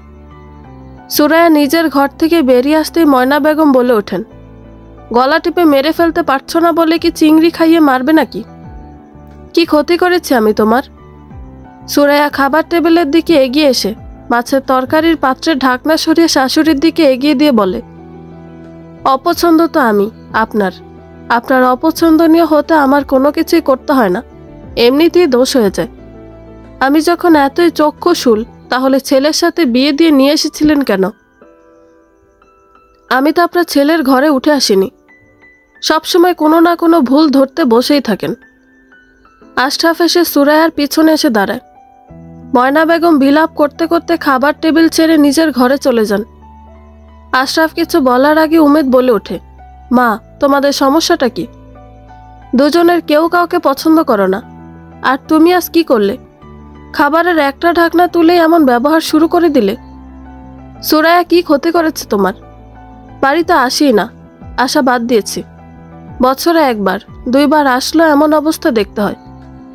মেয়েটা বাপের বাড়ি ছেড়ে এখানে পড়ে আছে, আর তুমি সারাক্ষণ খারাপ ব্যবহার করেই যাচ্ছ। ময়না বেগম ঘর থেকে বেরিয়ে এসে উচ্চস্বরে বলে ওঠেন, আমার দোষটাই শুধু দেখলি? তোর ভাইয়ের বউ কেমন ব্যবহার করে আমার সাথে সেটা দেখলি না? মায়ের পক্ষ না নিয়ে ভাবির হয়ে কথা বলতে লজ্জা করে না তোর? আমি তোকে পেটে ধরেছিলাম। আশরাফ ইশারায় উমেদকে চুপ করতে বলে মায়ের দিকে এগিয়ে যায়। মিনতি স্বরে বলে, মা, সুরাইয়ার হয়ে আমি মাফ চাইছি। তুমি এসো, খেতে এসো। আশরাফ ময়না বেগমের হাত ধরতেই তিনি টান দিয়ে হাত ছাড়িয়ে নেন। আদেশের ভঙ্গিতে বলেন, আমাকে তুই আমার বোনের বাড়িতে রেখে আয়। আমি এ বাড়িতে থাকবো না, তুই তোর বউকে নিয়ে এ বাড়িতে থাক। সুরাইয়া সামনে থেকে বলে ওঠে, সমস্যা আমার না, সমস্যা হলো আপনার। মা, আপনি আমাকে দেখতেই পারেন না। যদি এতই তিক্ততা চলে আসে তাহলে বলুন, আমি আজই বাড়িতে বলি আমাকে নিয়ে যেতে। এভাবে আমার পক্ষে সংসার করা সম্ভব হচ্ছে না। আশরাফ সুরাইয়ার দিকে ফিরে বলে, তুমি একটু চুপ করো প্লিজ। দুজনেই কেন যে এরকম হয়ে যাও হঠাৎ করে। ময়না বেগম সুরাইয়াকে কথা শোনাতে শোনাতে ঘরে গিয়ে ব্যাগে নিজের কাপড় নিতে থাকেন। আশরাফ ব্যাগ কেড়ে নিয়ে অনেকক্ষণ ধরে বোঝায়, তাতে একটু মানল। ময়না বেগম বোনের বাড়ি যাবেনি বলে পণ করে বসেন। আশরাফ একটা শর্ত দেয়, তিনি যদি এখন খেতে বসেন তাহলে আশরাফ নিজে গিয়ে রেখে আসবেন। আর কোনো উপায় না পেয়ে ময়না বেগম রাজি হয়ে যান। বিকালের দিকে আশরাফ রেডি হচ্ছে মাকে রেখে আসতে। সুরাইয়া এসে সামনে দাঁড়ায়। আশরাফ শার্টের হাতা ঠিক করছিল। সুরাইয়া বলে ওঠে, আম্মা যেতে চাইলে আর নিয়ে যাচ্ছ? আমার কি ভুল ছিল বলো আমায়? আশরাফ মৃদু হেসে বলে, তোমার কোনো ভুল ছিল না। মারও তো বয়স হয়ে যাচ্ছে, তাই অমন করেছে। মা তো অনেক দিন কোথাও যায় না, আজ রেখে আসি। তুমি একটু হাসি মুখে কথা বলে এসো, দেখবি ভালো লাগবে। আশরাফের কথা মতো সুরাইয়া শাশুড়ির রুমে চলে যায়। কথা বলার চেষ্টা করলে ময়না বেগম বলে ওঠে, যাচ্ছি, এবার শান্তি করে থাকো। ভয় পাওয়ার দরকার নাই, আমি আমার বোনের বাড়ি যে তোমার সম্পর্কে কিছু বলবো না। সুরাইয়া বারবার মাফ চাইছে, বোঝানোর চেষ্টা করছে। ময়না বেগম সে আগের মতোই গম্ভীর স্বরে কথা বলে যাচ্ছেন। আশরাফের ডাক শুনতে সুরাইয়া নিজের ঘরে চলে আসে। আশরাফ নিজের ওয়ালেটে কিছু টাকা দিয়ে দিতে বলায় সুরাইয়া টাকাও বের করে দিয়ে দেয়। আশরাফ মাকে ডেকে বের হতে বলে। সুরাইয়া আশরাফের হাত ধরে বলে, মাকে একটু বুঝিয়ে বললে হতো না? কালকে রেখে আসতে। আজই দুপুরে ওরকম হলো আর আজই চলে যাচ্ছে। আমার ভালো লাগছে না। আশরাফ সুরাইয়ার দুই গালে হাত রেখে কপালে চুম্বন দিয়ে বলে, চিন্তা করো না, কিছুই হবে না। কিন্তু চিন্তা হচ্ছে তো। কিছু হবে না, আমি মাকে রেখেই চলে আসব। উনি অনেক দিন এখানে ওখানে যান না, জন্য মেজাজ খিটখিটে হয়ে আছে। ঘুরে এলেই ভালো হয়ে যাবে। তুমি সাবধানে থেকো, আমি আসছি।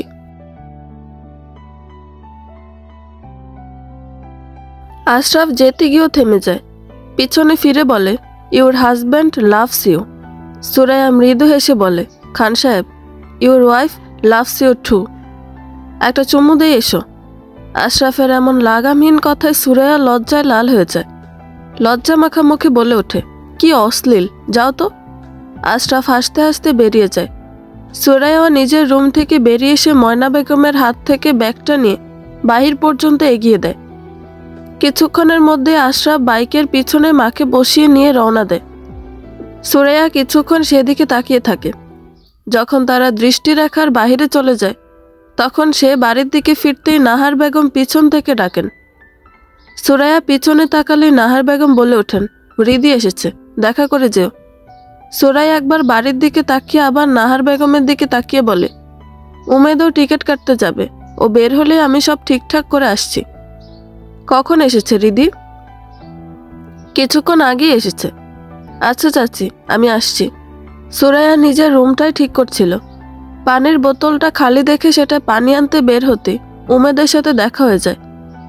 উমেদ কালো একটা শার্ট পরেছে, সাথে জিন্সের প্যান্ট, চুলগুলো বরাবরের মতো পিছন সাইডে ফেলে রাখা।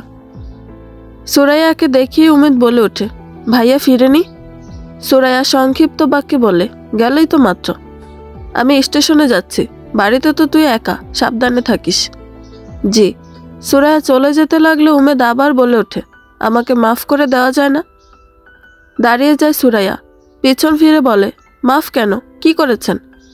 আমার প্রেমিকা থাকাকালীন আমি বুঝিনি তুই আমাকে পছন্দ করতি। আমি তো তোকে সবসময় বন্ধুর মতোই ভাবতাম। খুব গাধা ছিলাম আমি, নইলে কি কেউ ভালোবাসার মানুষকে বড় ভাইয়ের হাতে তুলে দেয়? বড় ভাইয়ার সাথে বিয়ের পর যখন ওর সাথে তোকে দেখা শুরু করলাম, ভেতরটা জ্বলে যেত। তাই তো কিছু করতে না পেরে বাড়ি ছাড়া হলাম। সুরাইয়া তাচ্ছিল্যের হাসি হেসে বলে, কোচে খোকা ছিলেন আপনি। যাই হোক, এসব আর দ্বিতীয়বার আমাকে বলবেন না। আমি আশরাফের সাথে ভালো আছি। আমি ভালো নেই, সেটা আমার দেখার বিষয় না, এটা আপনার দেখার বিষয়। নারী ভালোবাসা বন্ধ করে দিলে পৃথিবীর সবচেয়ে বড় অসুস্থতা ঘিরে ধরে নিশ্চয়ই বুঝতে পেরেছেন। আমি অন্য কাউকে মনে জায়গা দিতে পারি না সুরাইয়া। সবসময় তোর কথা মাথা ব্লক করে রাখে। মনে জায়গা দেবেন না কেন? আমার এত বড় একটা উপকার করছেন। আপনার জন্য দোয়া রইল। অনুরোধ, আমার সামনে আসবেন না, এসব কথাও আর বলবেন না, ভালো লাগে না শুনতে। আমি স্বামী নিয়ে ভালো আছি, সে খাঁটি মনের মানুষ, আমি তাকে ভালোবাসি। উমেদ আনমনে বলে ওঠে, তুই কতটা ভাগ্যবতী তাই না? ভালোবাসা বোঝার পর আমি তোকে ছাড়া কাউকে ভালোবাসিনি। দূর থেকে আমি তোকে ভালোবাসি। এখানে কোনো চাওয়া পাওয়া নেই। কল্পনায় আমার আর তোর একটা ছোট সংসার আছে, যেখানে আমি তোর অপছন্দের কোনো কাজ করলেই তুই গাল ফুলে বসে থাকিস, আমার ব্যথায় চিৎকার করে কান্না করিস, আমার খুশিতে খিলখিল করে হাসিস। বড্ড ভালো আছি কল্পনার তোকে নিয়ে। উমেদ বেরিয়ে যায়। বোতল হাতেই দাঁড়িয়ে উমেদের যাওয়ার দিকে তাকিয়ে থাকে। চোখ টলমল করে ওঠে। পরক্ষণে বড় বড় কয়েকটা শ্বাস ফেলে বলে ওঠে, আমি আশরাফকে ভালোবাসি। আমার স্বামী আমার জন্য যথেষ্ট। আমি তার বাস্তবেই আছি, আর কে কোথায় রাখলো সেটা দেখার নেই। আবরার বাইরে যাওয়ার উদ্দেশ্যে বাড়ির সদর দরজা লক করছিল। তখনই পিছন থেকে কেউ এসে জড়িয়ে ধরে। আবরার হকচকিয়ে যায়। দ্রুত গতিতে নিজেকে ছাড়িয়ে নিয়ে পিছন ফিরে তাকাতেই বলে ওঠে, তুমি? এসা পাতলা জর্জেটের একটা কালো শাড়ি পরে দাঁড়িয়ে আছে। মুখে হাসি লেপ্টে আছে। অসম্ভব সুন্দর লাগছে তাকে। আবরার এই প্রথম এশাকে শাড়িতে দেখছে। সামনে দাঁড়ানো মেয়েটাকে শাড়িতে হয়তো একটু বেশিই ভালো লাগছে। এশা হাসি মুখে বলে ওঠে, কেমন লাগছে আমাকে? আবরার মৃদু স্বরে বলে ওঠে, সিগারেটের শেষ টানের মতো। শেষ টানে এসে যেমন পূর্ণ তৃপ্তি দিয়ে দেয়, তবুও ছাড়তে ইচ্ছে করে না, সেরকম তোমাকে শাড়িতে আজ পরিপূর্ণ প্রেমিকা লাগছে। নেশা চড়ছে আমার। এশা হেসে বলে, হয়েছে হয়েছে, দরজা খোলো এবার। বাহিরে দাঁড় করিয়ে রাখবে নাকি? তোমাকে তো সবসময় বুকের মধ্যে যত্ন করে রেখেছি, বাহিরে কেন থাকবে? আবরার দরজা লক খুলে ডান হাত এগিয়ে ইশারায় ভেতরে যেতে বলে এশাকে। এশা ভেতরে এসে সোজা আবরারের বেডরুমে চলে যায়। আবরার রুমে প্রবেশ করতে এশা বলে ওঠে, বাসায় এলাম, কিভাবে আপ্যায়ন করবে বলো? আবরার সামনে সিঙ্গেল সোফায় বসতে বসতে বলে, কি করতে পারি আপনার জন্য?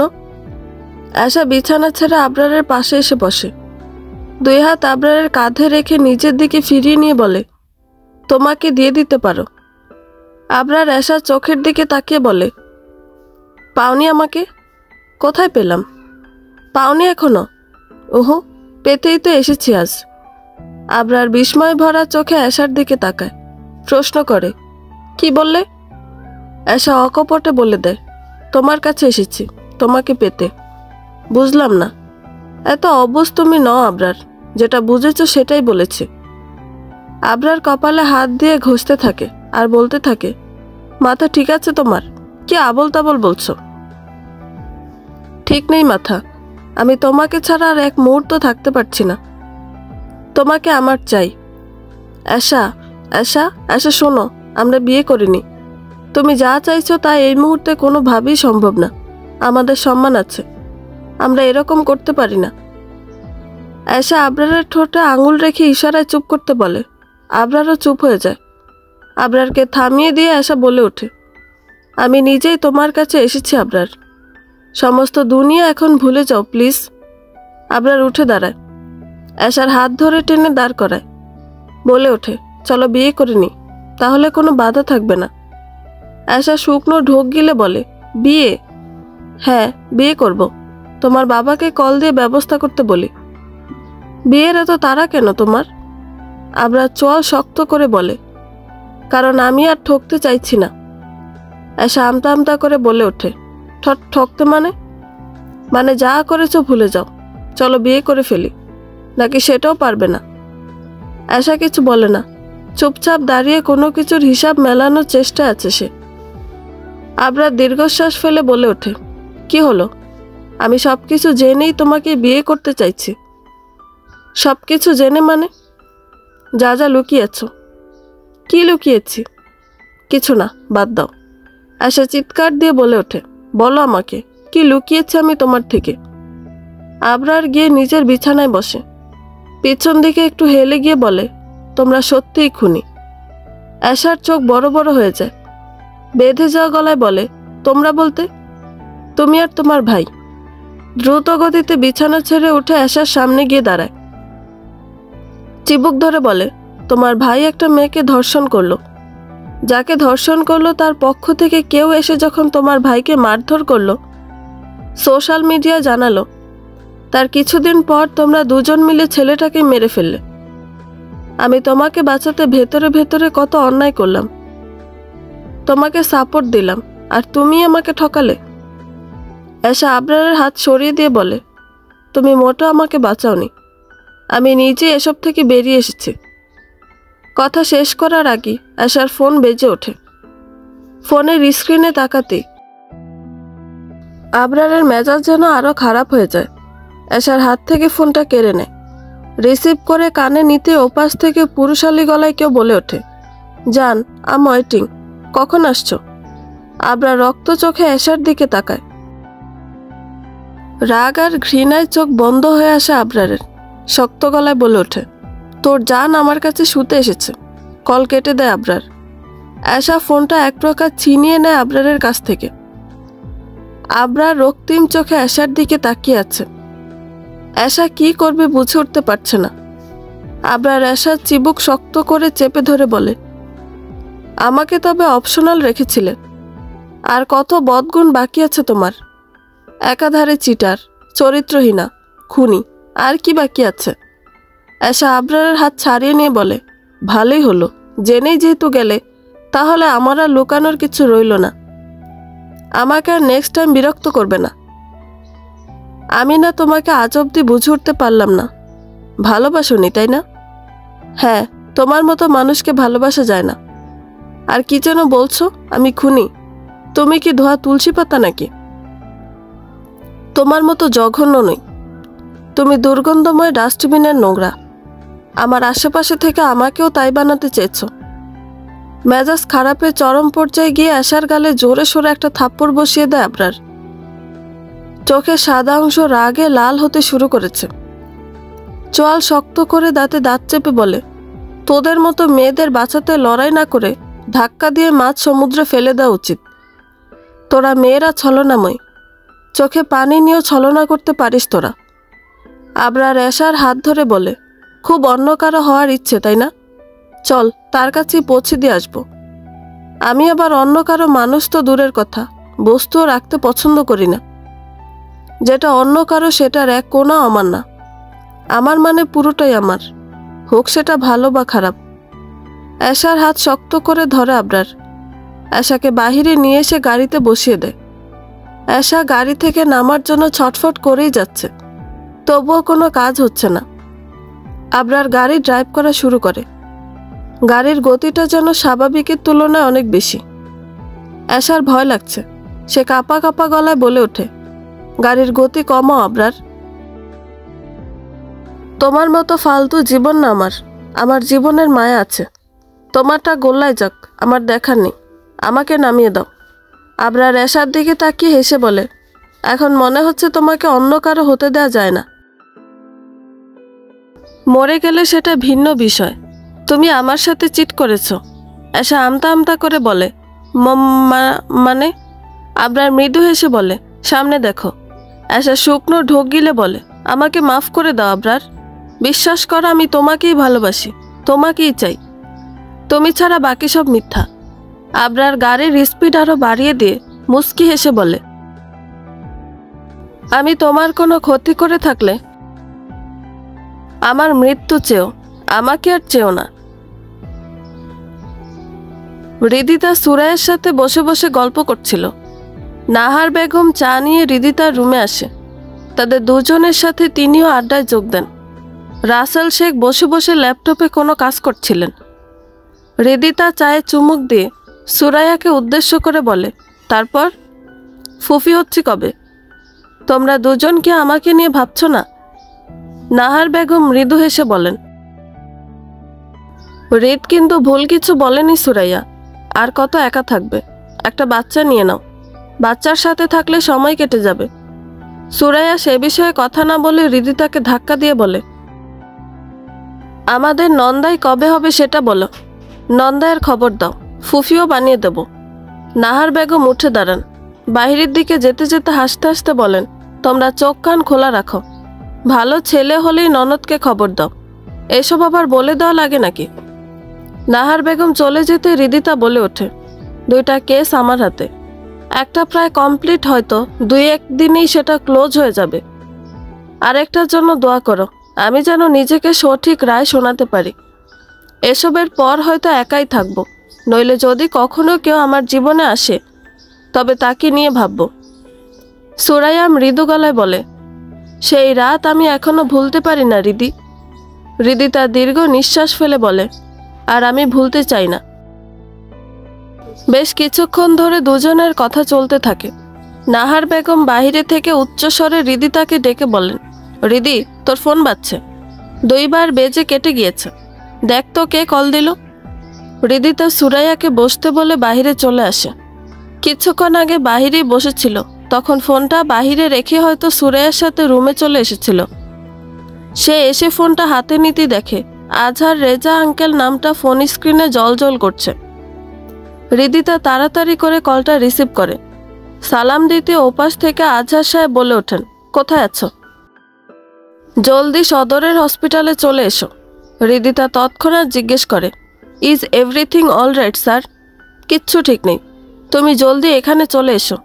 আমি আর সময় দিতে পারছি না তোমাকে। স্যার, কি হয়েছে সেটা তো বলুন। রিদিতার প্রশ্নের উত্তর না দিয়ে ওপাশে থাকা ব্যক্তি কল কেটে দেয়। রিদিতা মাকে গিয়ে জানায় তার এখনই বের হতে হবে, অফিস থেকে কল দিয়েছিল।